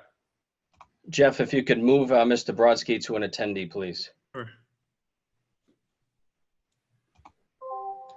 I'll open it up to the commission. First, let me before I do that, I want to address the bordering vegetated wetland, and I want to turn it ask our agent Jeffrey Summers if he could just give us a little bit of an outline of what the resource area is here on this particular project. I know obviously it's a bordering vegetated wetland, and where that starts and kind of where that ends, and just give us a little bit of an overview of the BVW that we're dealing with here, please. Yep. So you can see my screen? Yes, thank you. Okay. So just to kind of briefly go over the project again. So I think we all know it's an undeveloped lot on Rust Way. So half the lot is this BVW over here. Brad Holmes delineated the BVW, I think in 2015. They filed an ANRAD confirming this, the wetland delineation. So over here you have these blue dashes are the wetland delineation. Down here is Rust Way. So the proposal is to put the driveway in. It's kind of hard to see with all these lines, but the driveway will come in here, wrap around the BVW corner, and then the new house will be situated up here in this upland area. The house is outside the 50-foot buffer zone. The most of the driveway is proposed within the 50-foot buffer zone, and then the closest, I think, to the buffer zone, I think I don't recall offhand what it was, but I think it was something like 10 feet. So the driveway was about 10 feet from the buffer zone. They're also proposing to put a rain garden right down in here for water treatment. for water running down the street and onto the property to treat that water before it goes into the wetland. So this wetland's a wooded wetland. There's several different characteristics of different wetlands, but the wetland values, just to kind of go over of what the purpose of or why wetlands have value. So a few of them are the protection of public and private water supply, the prevention of pollution, the protection of groundwater supply, flood control, protection of wildlife habitat, and depending on the final destination of the water, could be protection of fisheries. So the value of the wetland is essentially the two major values are water quality and stormwater control and wildlife habitat.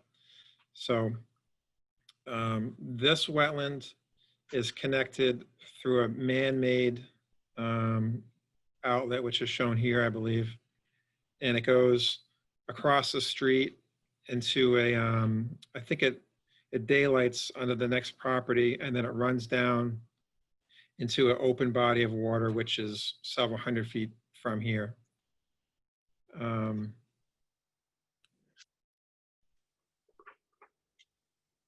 So, okay. Any other questions, Jay? Do you want me to elaborate on anything?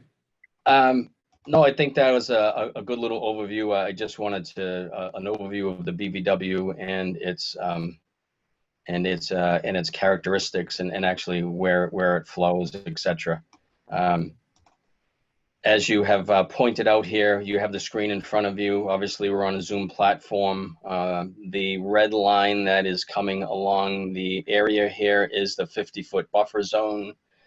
And there is a proposed bituminous pavement or a bituminous concrete driveway, excuse me, surface that is being proposed running off of Rustway up to the home.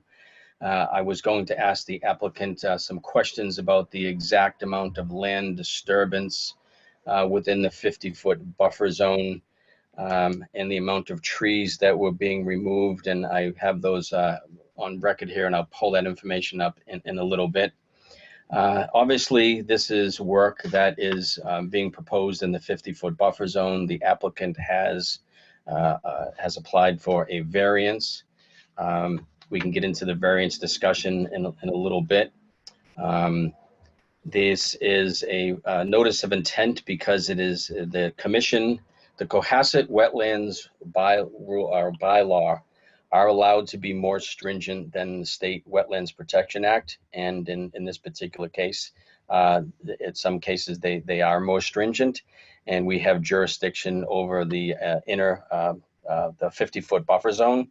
And so any activity, and I'm going to read from section 1, D2, activities within the inner buffer zone. Any activity proposed or undertaking within 50 feet of a resource area, in this the case would be the BVW, as herein defined, which in the judgment of the commission will remove, fill, change, or alter an area subject to protection under the bylaw, is subject to regulation under the bylaws and requires the filing of a notice of intent. And the applicant has done that. I want to read into the record the definition of alter. And again, that's from part 1D. Alter. To alter means to change the condition of an area subject to protection under the state act and or the bylaw. Examples of alterations include, but are not limited to, the following: the change in pre-existing drainage characteristics, flushing characteristics, salinity distribution, sediment patterns, flow patterns, and flood retention areas. There is a significant disturbance in the 50-foot buffer zone or a significant alteration. I believe section A has been triggered. The lowering of the water table or water level or water table. Part C, the destruction, removal of any temporary or permanent change of vegetation. I was hoping to confirm with the applicant the exact amount of trees that are being removed. I will refer back to the administrative record. And Jeff Summers, if you could maybe pull it up while we're discussing here by the end of the presentation, the amount, or the hearing, the amount of trees that are being removed within the 50-foot buffer zone. And lastly, so there is a significant amount of removal of vegetation in the 50-foot buffer zone. And lastly, the change of water temperature, BOD, and other physical, biological, or chemical characteristics of the receiving water. So I believe there is a significant alteration here, as previously discussed. I will briefly touch on the variance side of the house here. The applicant has requested a variance in accordance with section 13 of our bylaws. In the variance request, I didn't see anything that met the definition of rare and unusual.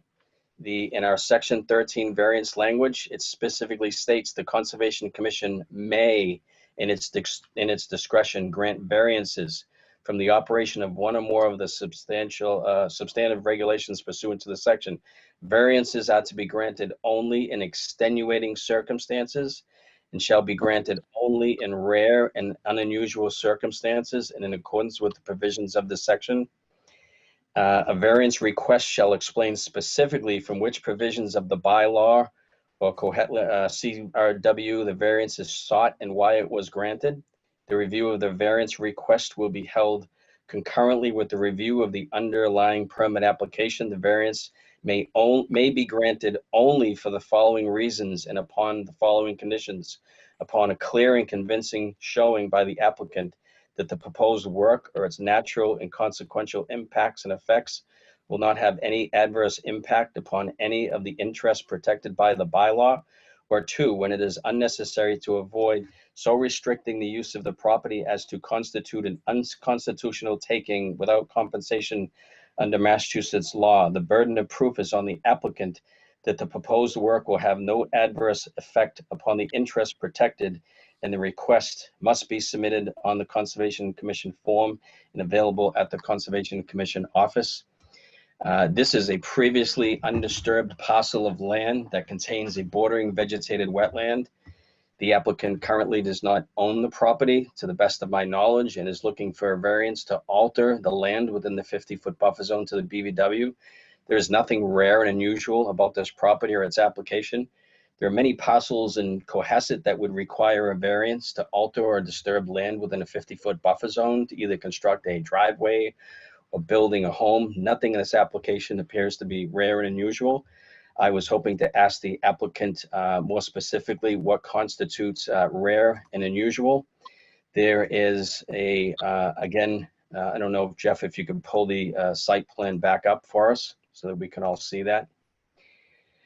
There is a proposed rain garden. I'm concerned about the environmental impacts from the removal of the vegetation and the concrete driveway. I'm concerned about toxins that are potentially being discharged into the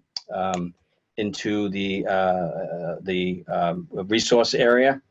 I was hoping to ask the consultant's engineer, Mr. Brad Holmes, which was not addressed in the environmental impact statement, what the impact of the permanent asphalt driveway would be as far as toxins and runoff. I'm concerned about the toxins running off from the driveway into the resource area.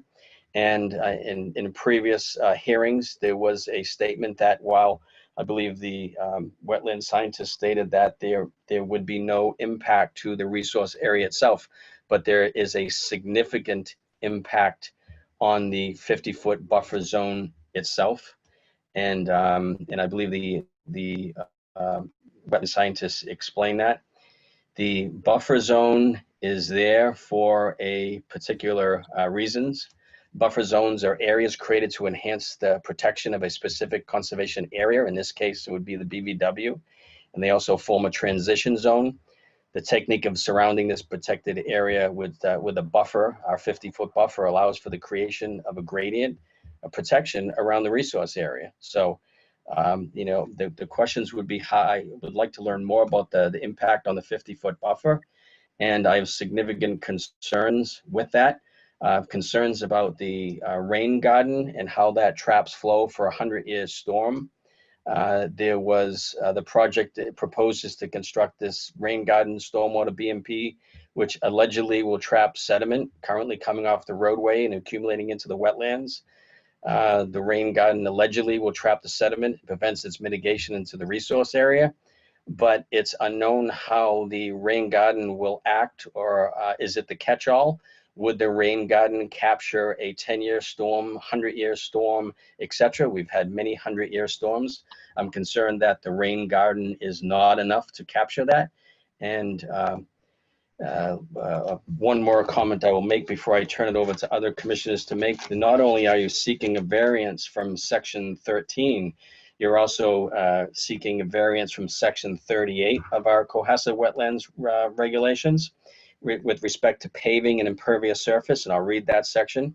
Because impervious surfaces accelerate runoff into resource areas and eliminate the ability of the ground to absorb water and act as a filter for pollutants, the use of any impervious surface for driveways, walks, or patios in a resource area or buffer zone is prohibited absent good cause shown. New impervious surfaces are discouraged at Little Harbor and Straits Pond due to water quality issues. We have a significant amount of disturbance and pavement that is being proposed in the buffer zone. And as stated, section 38, absent good cause shown, and I see there's no argument that there's good cause shown here for the installation of a paved driveway in the buffer zone, that the commission would approve such, or would allow such that a project of that to go forward. So I'll stop right there, and I'll open it up to any other commissioners should they have any comments to the application. Yeah, Jay, I have a comment on the wildlife habitat protection that we're called to take care of. In October of 2008, I moved and spent many months living in 24 Rust Way, which is the house of the Jenny's overlooking the area that we're talking about. So I know it well. I know what goes on. I know the wildlife in the mornings and the evenings. I know what happens in terms of the wildlife movement and what's there. During the months that we were there, we frequently, it was almost every night, one or another of the following were viewed: deer, skunk, raccoon, coyote, fox, and there's actually a fox's den in the upland area of the property we're talking about.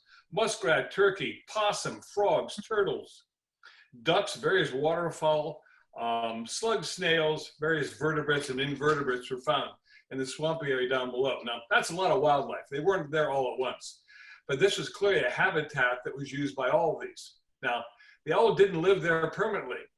Where they came from upon further investigation back then was through the upland area. They came down over the upland area. And we haven't discussed it yet, but 50 yards beyond the border of the upland area is Cohasset's largest conservation restriction, which is Holly Hill Farms. It's run by the trustees of reservation. It's clearly an area that exists to encourage wildlife of all sorts whatsoever. There is a corridor of about 50 yards length between the conservation restrictions of Holly Hill Farms and the trustees of reservations and the upland portion, the border of the property we're looking at. And in the wintertime, you can see all the tracks going between Holly Hill Farms, the conservation restriction, and the upland portion here. So the deer and the muskrat and the coyote and everything else that came out of the conservation restriction to where we are right now. Now, if you look at the wildlife habitat protection regulations, it's very clear the travel and the protective cover for any animals found in the buffer area or in the resource area are germane. It says further, it is further presumed that wildlife having a habitat in a resource area make habitat use of the adjoining upland, at least to the geographical limit of the inner buffer zone, outer buffer zone, and vice versa. So building in this area, right in the middle of the corridor would certainly impede the movement of the wildlife into the vegetated area down below that we're trying to protect. So I find this almost impossible to get around. The corridor is there. What I recommend we do at the next step is to have a habitat analysis done to confirm this. It's an outside study. I'm the only person that saw this. You don't have to believe me. But I think if you bring in a habitat expert, we'll be able to confirm the movement of all these animals from Cohasset's largest wildlife preserve along the 50-yard long corridor down into the area that's under review here, which brings them right into where the house is. So you build a house, you build your driveway, you destroy the corridor there and you block it. So I think that's something we have to be concerned about. And I have other things, but I will pass for the time being and come back later. Thank you.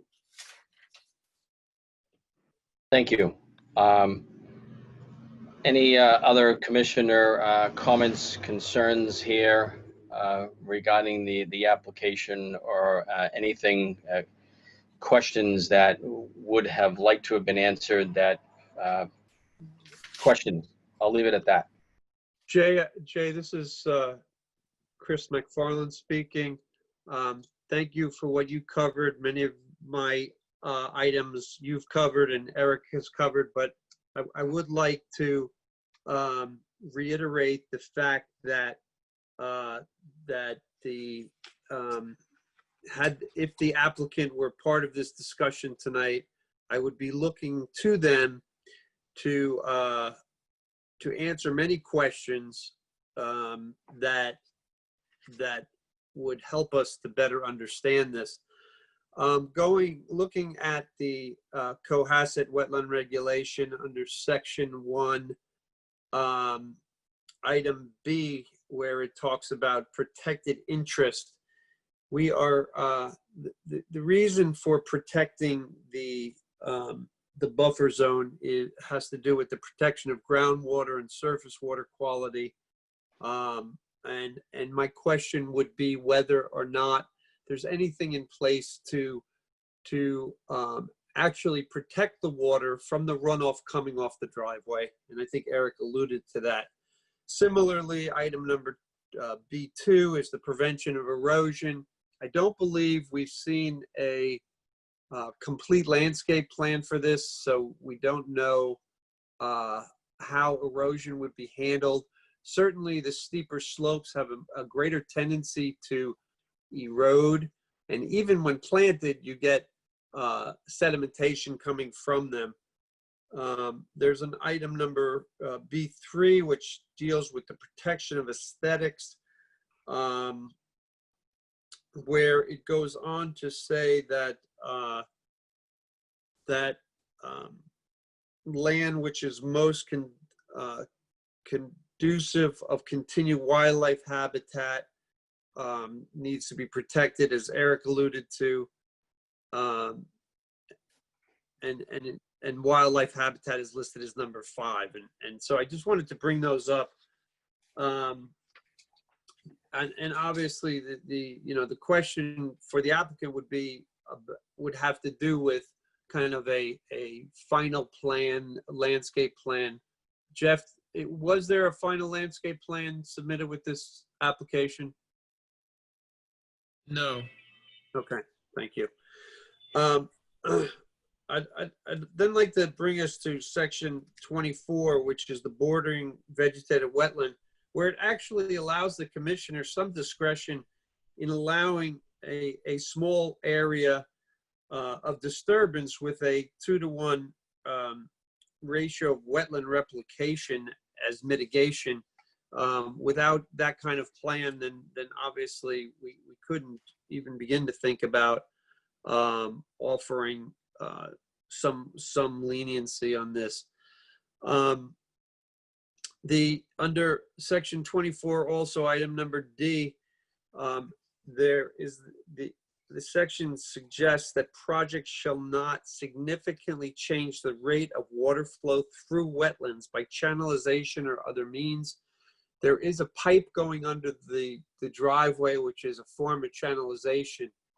It then goes into a rain garden, but without a proper study to understand the rate of water flow through this wetland, it can't be determined whether or not there's major changes in that area.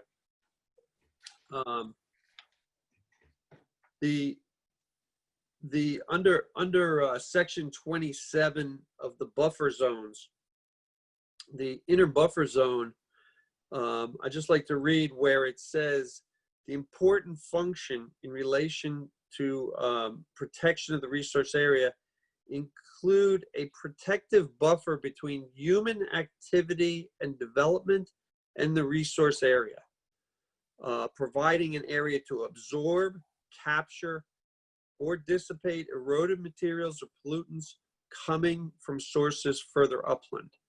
The introduction of the driveway into the buffer zone really is counter to all those points, that in fact it is not, there is the protective buffer is being violated.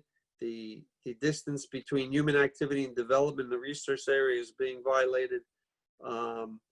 What was suggested by Mr. Holmes is that with the addition of this small rain garden, which really does not address an area other than what's coming from the adjacent property, it's suggestive that a small area, when looked at the much bigger disturbance, could somehow through some sort of engineering mitigate all the potential violations that the Wetland Protection Act is trying to do. And I would like Mr. Holmes to address that, because it seems to me if a very small area like this rain garden somehow mitigates this entire driveway, then it is reasonable to assume that the Wetland Protection Act as a whole could be eliminated, because in a very small area, based on the width of the driveway, we're looking at an area that's maybe 50 feet by 30 feet, and that's mitigating probably 20 by 100 linear feet, probably more of area that's within the buffer zone, which is suggestive that if you can do that, it's almost feasible to discount any work within the buffer zone, which seems, I'd like Mr. Holmes to address that, because it doesn't seem that that the Wetland Protection Act would have any teeth whatsoever if that were the case. Mr. Eisenhower's already talked about wildlife habitat, and I believe that was my, and you mentioned the no paving or impervious surfaces. So I think that covers all my points. Thank you. Thank you. Jeff Summers, did you have a minute there to pull up the amount of alteration or disturbance within the 50-foot buffer or within the 100-foot buffer, and any tree count at all in that time that we just had? Yeah, I'm sorry, I couldn't find the total tree count, but I recall offhand it was somewhere in the 110 to 120 trees total to be removed. I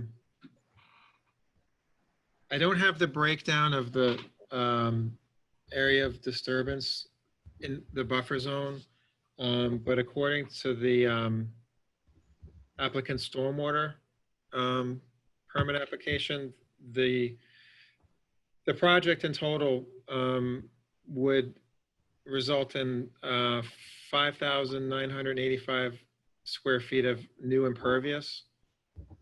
The total area of disturbance is 17,900 square feet plus or minus. But that's that's the whole project. I don't know the exact breakdown of what's inside or outside the buffer zone. Okay. Jeff, I didn't see any test pits located on the project with respect to the application here. Did you see any test pits on the application at all? No, I don't believe there were any done. Okay. So in accordance with our stormwater rules and management, rules and regulations, one of the requirements is for the requirement for the submittal of soils information from test pits dug at the location of proposed stormwater management facilities, including but not limited to soil descriptions, depth to seasonal high groundwater, depth to bedrock, and percolation rates. Soil information will be based on site test pits logged by a Massachusetts approved soil evaluator or a licensed professional engineer. And I don't see any test pits with this project. Test pits are required, again, according to our stormwater bylaws. So it's unknown what the surface is under what you see there. There are a lot of ledge outcroppings there. There's a question of whether or not the ledge croppings were considered pervious or impervious surface. Was there going to be a need for blasting? How much ledge was going to be removed? But it's difficult for the commission to evaluate that when test pit information is not present. So I just want to make that note. Comments? Any further comments from the commission? Jay, I got more if you'd like. Sure. If you have some time this evening, let's get back to the buffer zone and its purpose. Eric, Eric, not to cut you off there. Sometimes when you speak a little bit, the audio is a little bit rough. So maybe if don't cut us off here, but if you stop the video, you can speak. But if it gets a little rough again, sometimes it's best to just stop the video, and that helps a little bit. I'm real glad not to have you look at me. All right. Okay. Okay. Is this okay, Jay? That's perfect. Thank you. Okay, let's talk about the buffer zone. And I'm big on the actual, the chemistry and the biology of what takes place in the buffer zone. So I'm going to spend some time going through that. The vegetated buffer zone absorbs nitrogen and phosphorus pollution. It neutralizes organic and hydrocarbon chemicals and detains sediment and the heavy metals that often adhere to it. There is a microbiological work that takes place in the soil of the buffer zone. It's got nothing to do with projects of building and things like that. It is a factory that processes all the nasties that we in life allow to get into the soil. It oxidizes, it decomposes them, it renders them inert. Now, just for the record, I'd like to read a list here of the things that you can expect from the owners of the house, if it should go ahead, to make their way into the buffer zone, but actually will not make their way into the buffer zone minus 20%. Because by my calculation, the driveway in the area under construction reduces the buffer zone by roughly 20 to 25% in total area. So it's smaller. Here's what's going to be making its way down into the buffer zone.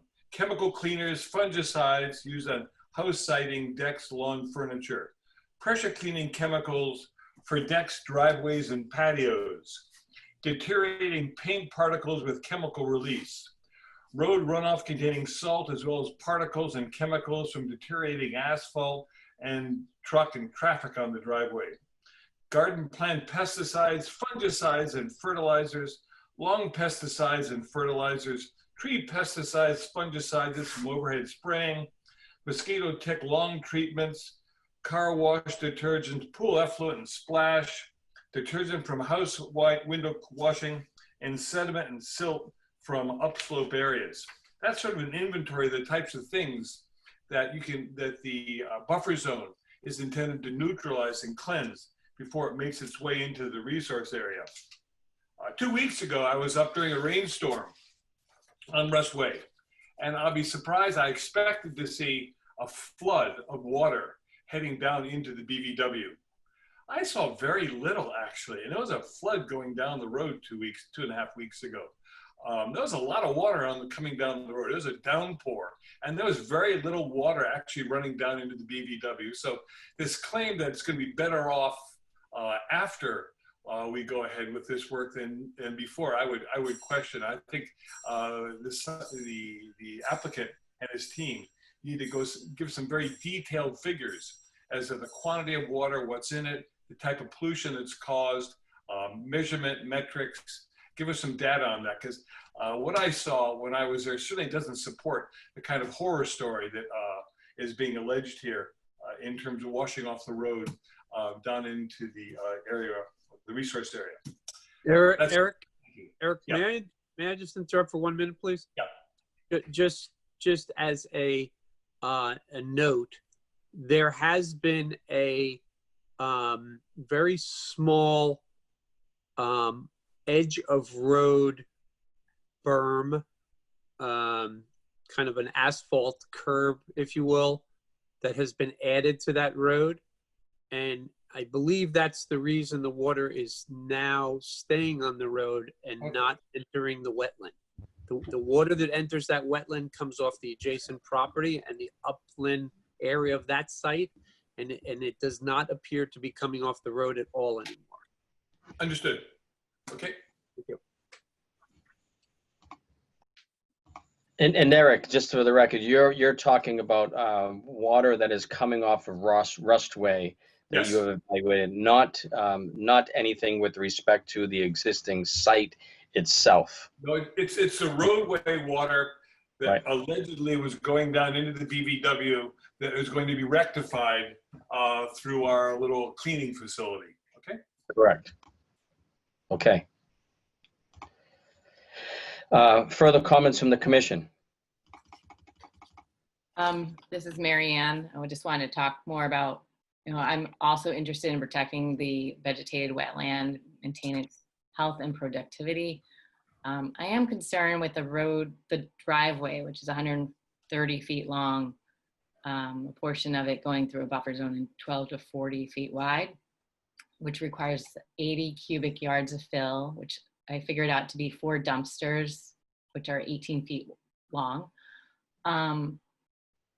And I looked into, I referenced the Mass DEP Wetlands Program 310 CMR 10.533E, which talks about access of roadways that go through wetlands. It never mentioned anything about a driveway. It really just talked about roads going through wetlands, and that in some cases it allows it, but it never mentioned driveways or housing. And I just thought that was odd, and that this driveway could do a lot more if the applicant wanted to put such a driveway on, which does collect a lot of pollutants, such as what Eric mentioned, the rock salt, the debris, the sediments. I wanted to ask about, is this driveway raised? Like how high is it raised? Could there be a small bridge on it so not to affect the wetlands beneath it? How many more trees was he going to plant, with so many being removed, so that it could filter for the wetlands more? And those were kind of my questions that I wanted to ask the applicant today. Thank you. To address the disturbance a little bit, looking at the record, it appears that the work in the 50-foot buffer zone with the driveway would be approximately 1,300 square feet. With the tree removal, there are 111 trees that are removed, that are proposed to be removed on the site. Of those trees, they are of tree size of 4 inches or greater in diameter. So that's excluding all of the vegetation and trees that are less than 4 inches in diameter. 67 of those 111 trees are within the buffer zone itself. And again, I feel that the impact with the removal of all of the vegetation Without a mitigation planting plan here or a landscape plan to address that, is not in the best interest of the Act or the Cohasset Wetlands rules and regulations. There's significant alteration here, which I've previously discussed, and the rain garden itself does not address the toxin runoff, etc., and that's been mentioned on numerous occasions now. Further comments from the commission, should you choose to. Mr. Chairman, I'd like to just kind of piggyback onto your comment about the tree removal. Nearly half of those 111 trees are identified as elm, which they are not. The American elm was blighted, and it is not. I believe they might be ash, but they are erroneously identified on the plan. If I may, as long as I'm speaking, I'd just like to reference Environmental Consulting and Restoration LLC's letter about the different parts of why this development would not harm the wetland. And I think it's fair to say that most of these responses on this are directly associated with the area of the project which would filter into the rain garden. In effect, what they're saying is that the water coming off the road and then go, in this case, what would go under the driveway would then go into a rain garden. And just about all of these comments talk exclusively to that volume of water and not to the overall site. And I think that's very important because that portion of the project, as I alluded to earlier, is a very small percentage of the area of disturbance within the inner buffer. And this is obviously not taking a holistic look at an overall project. Thank you. Mr. Chairman, I have one final thing here. Going back to the wetland impact statement on the wildlife habitat. It says here, can you hear me, Jay? Yes, perfect. All surrounding properties have been developed and the locus does not abut any large conservation habitat areas. That's a bit misleading because, I don't know, can you see that? Maybe you probably can't. Well, this is you can easily see it. The big green thing in the middle, all right? That's the trustee reservation, a collective 6 or 7 conservation restrictions with Wampatuck on the bottom. Up here on the top, where my finger is where the house on the property on Rust Way is. There's about 50 yards difference between the two, and there's a big wooded corridor connecting one to the other. So to say that this does not directly abut any conservation area completely misleads the reader to think that there are no animals around, but actually it abuts by 50 yards. The largest conservation restriction in a wildlife area in Cohasset. It's just full of everything imaginable and is a beautiful area for wildlife. So I think the statement here doesn't really tell us the way it is. Thank you. Thank you. Further comments from the commission? I just want to go back again to the section 13 of the variance. The commission and I have looked at and considered all the elements in section 1 and 2. And as stated earlier, the burden is on the applicant to show that it either meets or exceeds these elements by a clear and convincing showing. And for previous statements and comments that have been made, I don't feel that there is a clear and convincing argument here. I just want to put that into the record. Agreed. Further comments from any of the commissioners?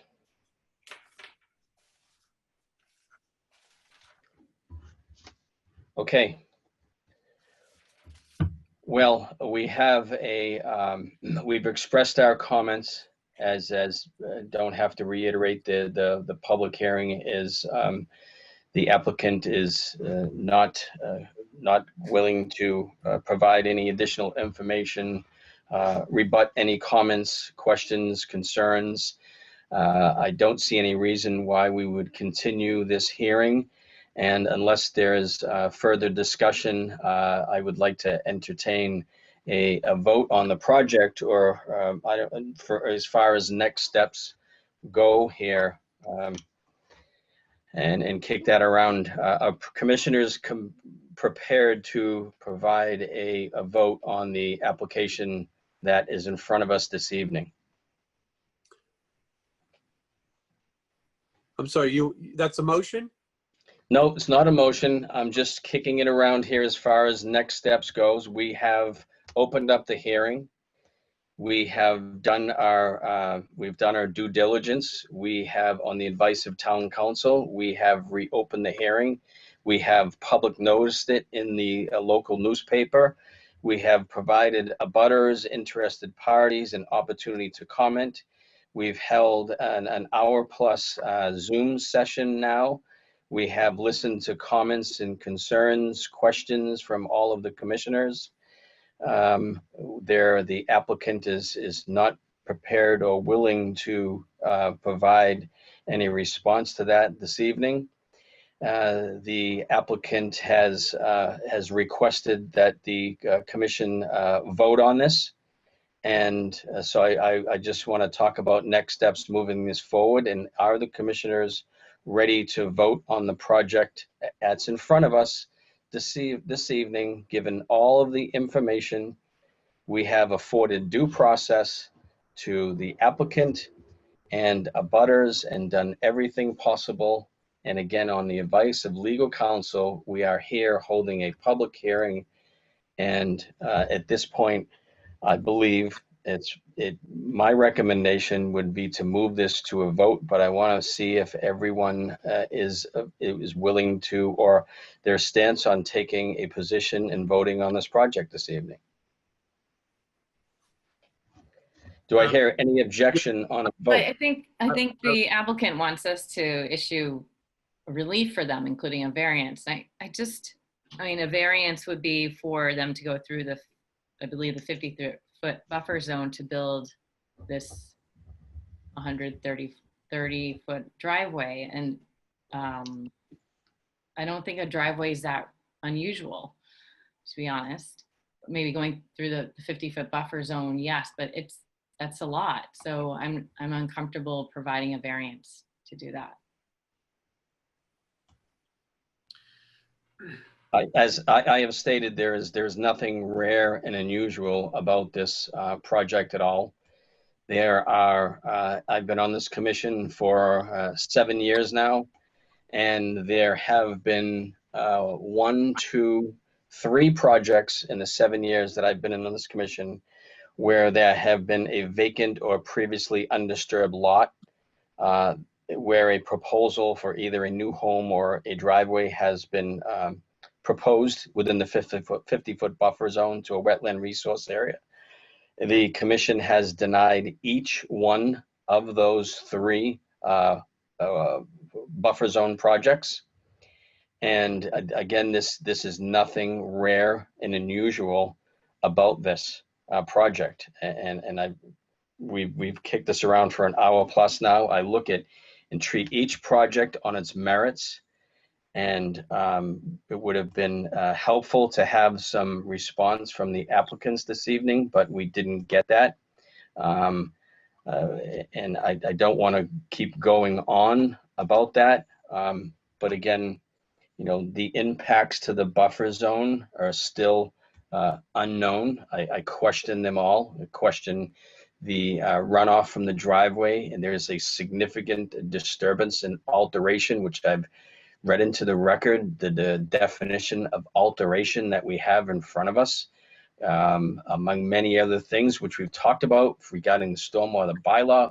We don't even have test pits here to evaluate what the soil conditions are for the drywall systems and how the runoff from the home itself will run off of the home onto the property, etc., and what the ledge outcroppings are, how deep they go. So there are way too many unknowns here. I have significant concerns with that. So I will leave it at that. We've been asked to take a vote. Again, we've held the public hearing. Personally, I'm prepared to vote on the project this evening. And unless there's, I just want to know if there are any objections from any of the commissioners on taking a vote on the project this evening. No objections. Okay. Let's go ahead. Not hearing any objections. The project, yes, Jeff. I just wanted to make a comment because, because there is so much work in the 50-foot buffer zone, I think it's important to have a better understanding of the values of the 50-foot buffer zone. And I know you spoke a little bit at the beginning, but our own rules and regulations have a pretty good description of what those values are. So I think it would just be worth a minute or two for me to read that, if you wouldn't mind. Please do. Thank you. So section 27 of the rules and regulations discusses buffer zones, and this is in reference to the inner buffer zone. So the rules and regulations state inner buffer zones consist of not less than 50 feet, serve a number of important functions in relation to protection of resource areas. These include providing a protective buffer between human activity and development, and providing a buffer between, human activity and development and resource areas, providing an area to absorb, capture, or dissipate eroded material or pollutants coming from sources further upland, and thus preventing or mitigating their impact upon resource areas, providing flood and storm damage control via water absorption capabilities of, and protective barriers provided by trees and other vegetation, acting as a groundwater recharge area and a protection area for water quality, providing wildlife habitat areas, travel corridors, and protection zones, providing aesthetic values, and providing recreational values. The concern regarding activities within a buffer zone is the ultimate impact on the adjacent resource area during construction and subsequent use of the project. Thus, maximizing setbacks from resource areas and close regulation of activities in the buffer zone is desirable and necessary to meet the goals of the Act and bylaw. There will be no alterations in the 50-foot inner buffer zone except as necessary to access a crossing over a resource area if such crossing is permitted pursuant to section 32B and unless a variance is issued by the Conservation Commission. So I just wanted to read that because I think that kind of it gives a good description of the value and the purpose of the inner buffer zone. So I just wanted to have a minute to read that. Thank you. And I appreciate that, Jeff. Thank you. Just to add on that, in the consultant's letter, the ECR letter, specifically, as I've pointed out, not addressed in the consultant's analysis was the impact of the permanent asphalt driveway, the toxins in the runoff to the buffer area itself, and the impact of reducing the size work in the 50-foot buffer zone. So, those elements were specifically missing from the ECR letter. And again, the conclusion presented is not a conclusion that I would personally agree with. Any additional comments? Jay, I could hold this until we take a vote, but I would like to just mention because I have brought up question as to the validity of partial answers in the letter. I'd just like to kind of, for the record, say that I have a degree in natural resource management with a specialization in forestry. I have 30 years of experience as a licensed landscape architect with licenses in 7 states. And I think that as we vote tonight, it may be worthwhile that people who feel that their experience and credentials are important, because we are we are actually questioning kind of nuance of someone else's credentials. I think it's important that we just kind of state it for the record. Appreciate that. Thank you.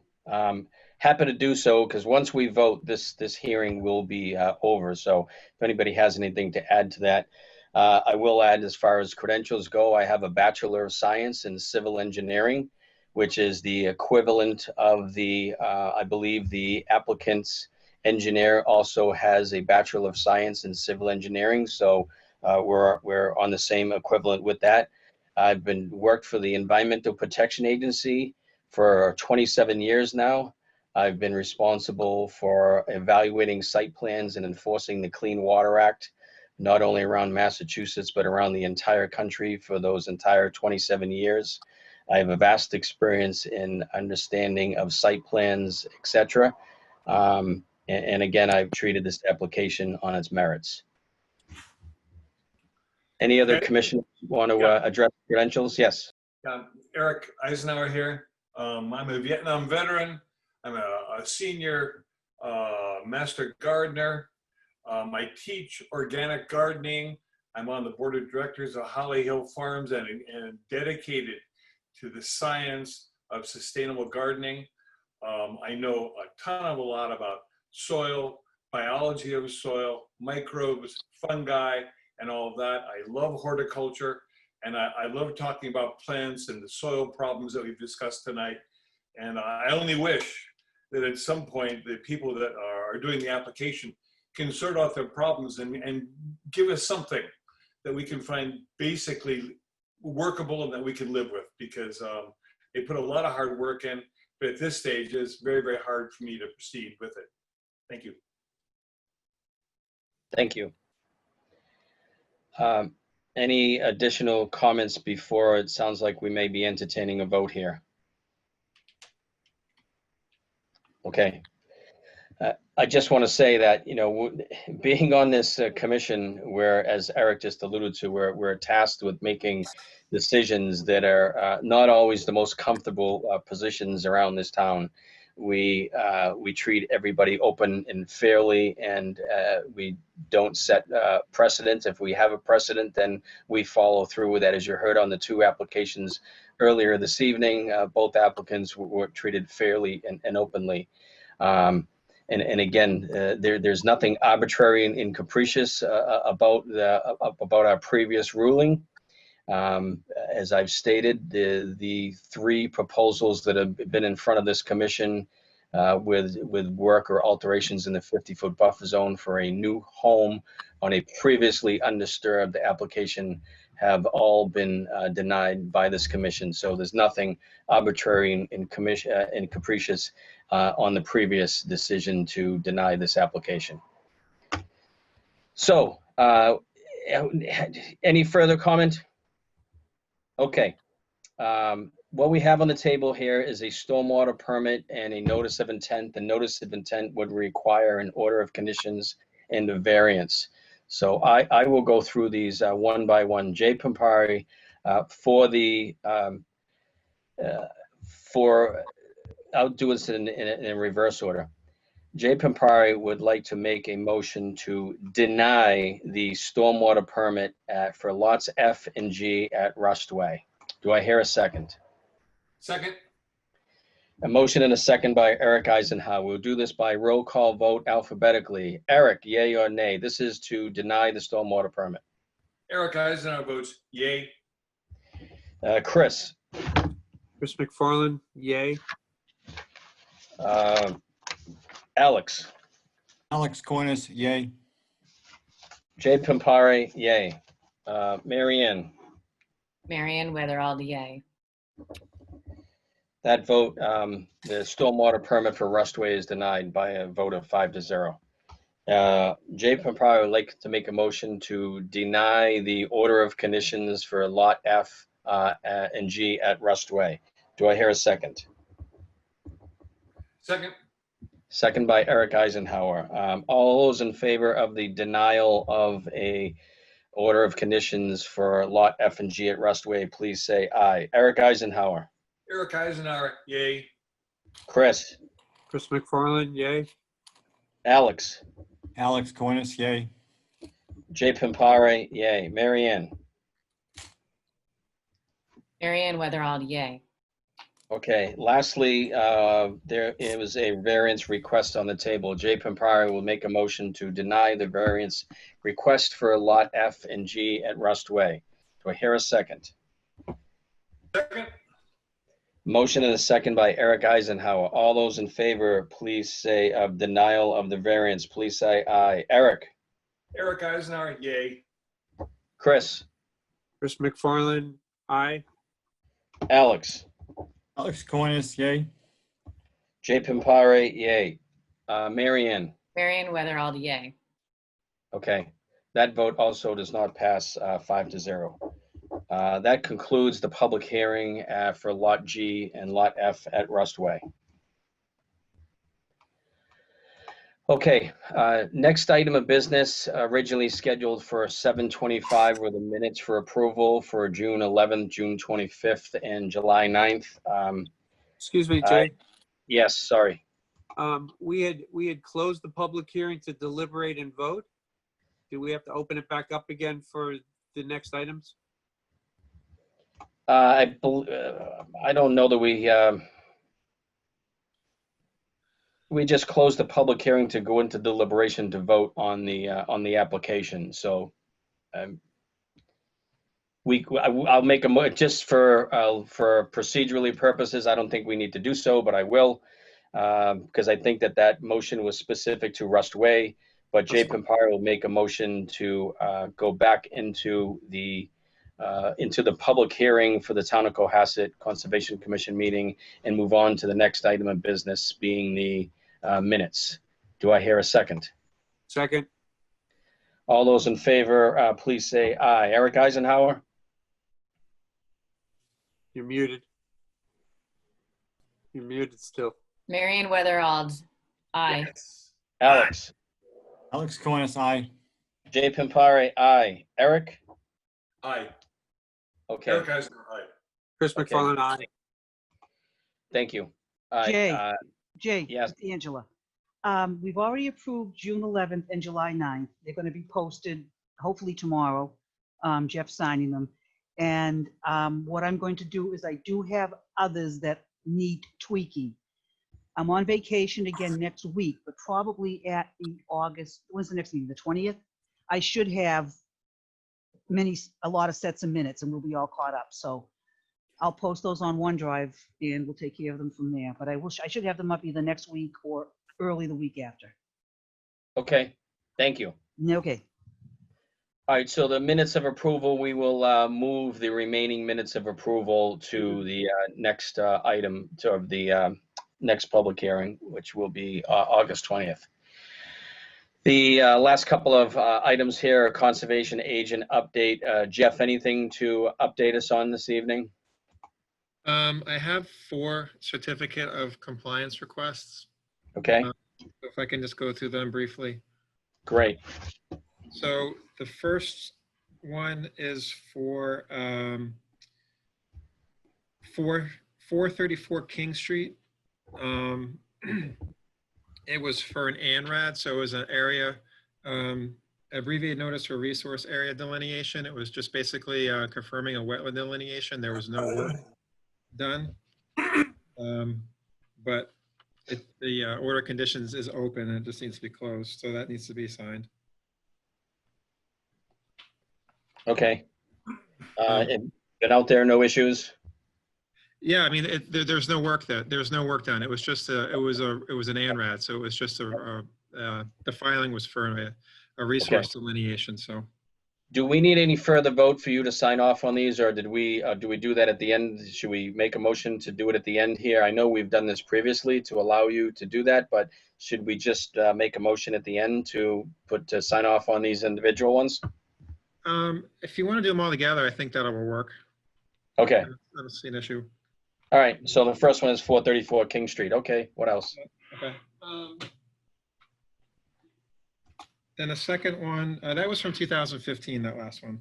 This next one is 385 Atlantic Avenue. This was from, I think, 2015 as well. Did you say 385? Yes. Okay. This was a new home project. I went out there. I can't remember what day it was. I did go out earlier this week. Looked at it. There were no issues there. Okay. The third one is 73 Whitehead Road. This is Roger Wade's dock project that we approved last year. I did go out there again, and there's no problems with the dock. It's all the way it should have been. And then was that a dock with the railing, Jeff, or is that? Yeah, this is like the 200-foot one that goes all the way out. Yeah, I know it was a big one, right? Yeah. Then the last one was 108 Forest Avenue. This was from 2015 also. They had actually asked for this, I think, last spring, but I was waiting for some plants to be installed. So they did finish the plantings. So this one can be signed off as well. Okay. And that was it, just the four of them. All right.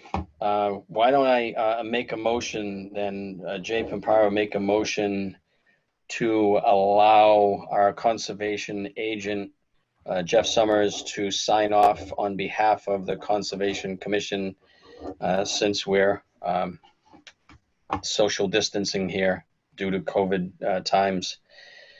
Sign off on their certificates for 434 King Street, 385 Atlantic Ave, 73 Whitehead Road, and 108 Forest Avenue. Do I hear a second? Second. Second by Marion Weatherall. All those in favor, please say aye by roll call vote. Eric? Aye. Chris? Chris McFarland, aye. Alex? Alex Coinis, aye. Jay Pampari, aye. Marianne? Aye. Marion Weatherall, aye. Okay. Jeff, anything else? Eric, did you get my email? On the vernal pool? Yes. No, I haven't seen it yet. Okay, so yeah, I went up there yesterday. Geez, I can't remember what days of which. I don't know if it was yesterday or the day before, but anyhow, I went up there and there's literally nothing there. There's no vernal pool. There's not even a wetland. That photo they gave us from 2017 does show the area flooded, and I could see the flood in the satellite image, which happened to also be April 2017. Every other satellite image on Google Earth just shows a field. So I don't know. So no, there's no issue. I don't know why she was claiming that that was a wetland because it flooded one time, but so there's no issue there. She's got a problem. We don't have a problem. Yeah, well. Okay, thank you. Sure. Hey, thanks. No, Jay, I really don't have much to add. Okay. I know, as we always say, we all talk a lot here.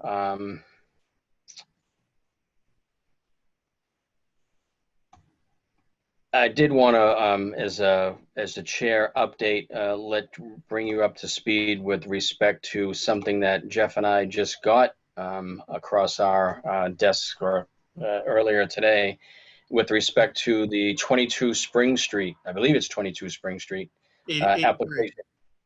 What is it? 83. I'm sorry, 83 Spring Street.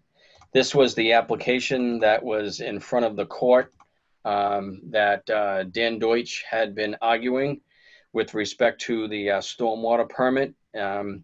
And very happy to report that the Massachusetts Appeal Court just now issued the opinion and order affirming that the trial court's judgment in favor of the Conservation Commission in the one stormwater case. So this is a substantial win for the town of Cohasset. The court did agree. So basically what happened is the applicant appealed, the commission denied the stormwater permit for 83 Spring Street. That's the project right by the railroad tracks. I think Alex, you were probably the only commissioner might have been the only commissioner on the commission at the time. The commission denied the project, the application. It was an existing cabin or little small house back there. I remember that problem. Yeah, if you've been back there, basically, if you go down this kind of a path, there's just wetlands on both sides. Anyway, the applicant. You gotta be careful if you go down. Yeah, the applicant appealed it and lost in the local court, and then appealed that, and the Massachusetts Appeal Court issued in favor of the Conservation Commission. So I will forward you the actual decision by the court. Well done. So that was a very substantial win, and kudos to Deutsch Williams, not Deutsch Williams, but Dan Deutsch, and Brooks and Durenzis, who was the town council representing the commission on this one. Job well done. Great. I don't really have much left. The only other thing that I was going to update is the select board was supposed to do a look at the appointments. Alex, you were off the hook, but you're been reined back in for at least this hearing and probably another one. The select board decided that since there was not, given COVID times, that they would do another solicitation for members to join some of these fantastic boards and spend Thursday nights doing things we just did. And so I don't know when the selections are going to be, but we will not do a reorganization until at least we have some new members. So if anyone is looking or knows anyone who wants to join the commission, please let them know that there's still time, and for all boards for that matter. Any issues, any 48-hour issues that have come up? Jay, I'd just like to ask, who will provide information to Karis, and what do we as a board need to, what do we expect or need to do? I will simply send an email to Karis tomorrow morning or even tonight, simply explaining that what had transpired this evening. And then basically it would be up to town council to, there's really not much for us to do at this point. Okay. We can talk about things that may happen in the future, but as of right now, there's nothing for the commission to do with respect to Rustway. We've issued our decision, and we'll await to see what happens. But I will inform Karis, and I want to say thanks to everyone for hanging in here and participating on the all the time, not only tonight, but on all hearings. I know it's not easy, so I really appreciate the information you need. Yeah. You think you got what you need? Well, I'm not going to deliberate any further on anything. So I Sorry. just want to appreciate everyone's help for not only this hearing, but on all hearings, and your dedication to the commission. So the minute if I hear anything, or Jeff Summers, if you hear anything regarding any application, please let us know. I was just looking at you'll be very hopefully. Let me pull it up here. Happy to know that the agenda for a week from tonight is very light. 2 weeks or 1 week? 2 weeks from tonight. I believe, Jeff, do you have that in front of you? Or Angela, I'm pulling it up right now. Since really nothing was continued from this evening. No, all we've got is an RDA that we do every 5 years for the vegetation maintenance at, with the. On the commuter rail, yep. Yeah, and that, I just took it directly from the old one to send in the, the public hearing. Every 5 years we do this. The other one is for Ray Terranian. It's an amended order of conditions. It was done earlier this year for 191 Atlantic. They're reconfiguring the pool and the patio. That's it. Right. So it's a very, very light agenda. Again, just a quick RDA and then pool amendment for 191 Atlantic Ave. I have a question. Is that the house by the bridge? Yes. So wasn't it the house once called? Kennedy's house. No. Yeah. Oh, it's yeah. 191. It's by Cunningham Bridge. Yeah. I drove by. I was under the impression he was going to save it. It's all been demolished today. Yeah, I don't know. I don't want to deliberate on the project. All I know is it's in. Take a ride by. Look on the OneDrive. Yeah. It's in front of us for 2 weeks from tonight. Looks like an amended project, and that's all I can say. Send me an email, Eric. Your hands are tied. Yeah. Yeah, Well, well, I mean, we don't deliberate. So. Alrighty. But you certainly feel free to go do a site visit out there, take a look at it, and go from there. But I want to make a message that it looks like a very light agenda. Thank goodness. Good. Okay. Hey, Jeff, can I ask you a favor if you see Bob Egan? Yes. Just ask if he, if there's anything in place for dust control on some of these demolition projects. It was awful today. Going right into the ocean. Okay. Where was the demolition project? The mentioned. The one you just mentioned. Oh, okay. Yeah. Coming up as a 48-hour issue, Jeff, have you heard anything with respect to the harbor and when the CONSCOM would be potentially receiving an application? No. A few people have asked me, and I've said, I have no idea. I am not involved. We don't comment until there's an actual application in front of us. So until there's an application, then, we'll deal with it then. But have you heard anything? No, I haven't. And so Jen Oram from planning asked me if we had received anything from them, maybe like a month ago by now. And I said no. And she said she was going to put a bug in their ear that it might be beneficial for them, for the project to be reviewed simultaneously by multiple boards. That's the last I heard of it. So I haven't heard any update. I don't know when we're going to see it. I thought we didn't do that. I think it seems to have gone pretty far where we should be expecting something, and it's gone pretty far. Yeah. So we should be getting. Maybe we should reach out to them to come before us. Yeah. Well, we don't have an application in front of us, as you mentioned. Yeah, historically, actually, more often than not, applications come to the Conservation Commission before we go to the Planning Board. Right. There seems to be a lot of assumptions about it. And yeah, and again, we can comment on something that we know really nothing about. If people feel free to listen in on it. And the only reason I bring it up is because it's inevitable that a project like that would be in front of the Conservation Commission. And again, we're not deliberating or doing anything with respect to that. But when it becomes available or when we hear of it, we'll certainly let you know. Okay.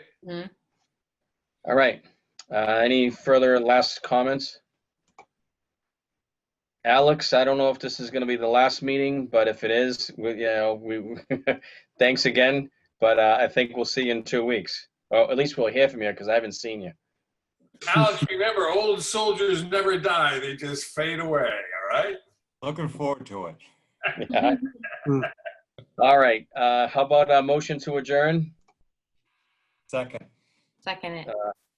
Motion to adjourn, seconded by Alex Coinas, just for procedural purpose here. Eric Eisenhower, please vote. Eric Eisenhower, yes.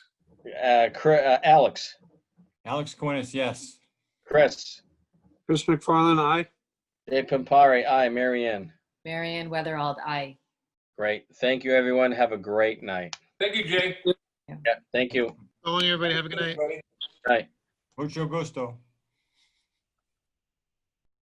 Hi, I'm Diane Kennedy, member of the Cohasset Select Board. Select Woman Carrie Thompson. Board Member Jack Creighton. Paul Schubert. Corey Evans. Town Manager Chris Senior. Our town relies on great residents just like you. To volunteer and join Town boards and committees. To participate in the decision-making process. Cohasset needs you now more than ever. now more than ever. Now more than ever. Your voice matters. Your voice matters. And we want every resident of Cohasset Feel like they have a voice here in our local government. We have several open positions on boards and committees. And you can make your voice heard by applying for a committee appointment. The process is easy. And you can start making a difference quickly. Please volunteer for a town committee. Cohasset needs you. Cohasset needs you. Cohasset needs you. Volunteer today. Thank you.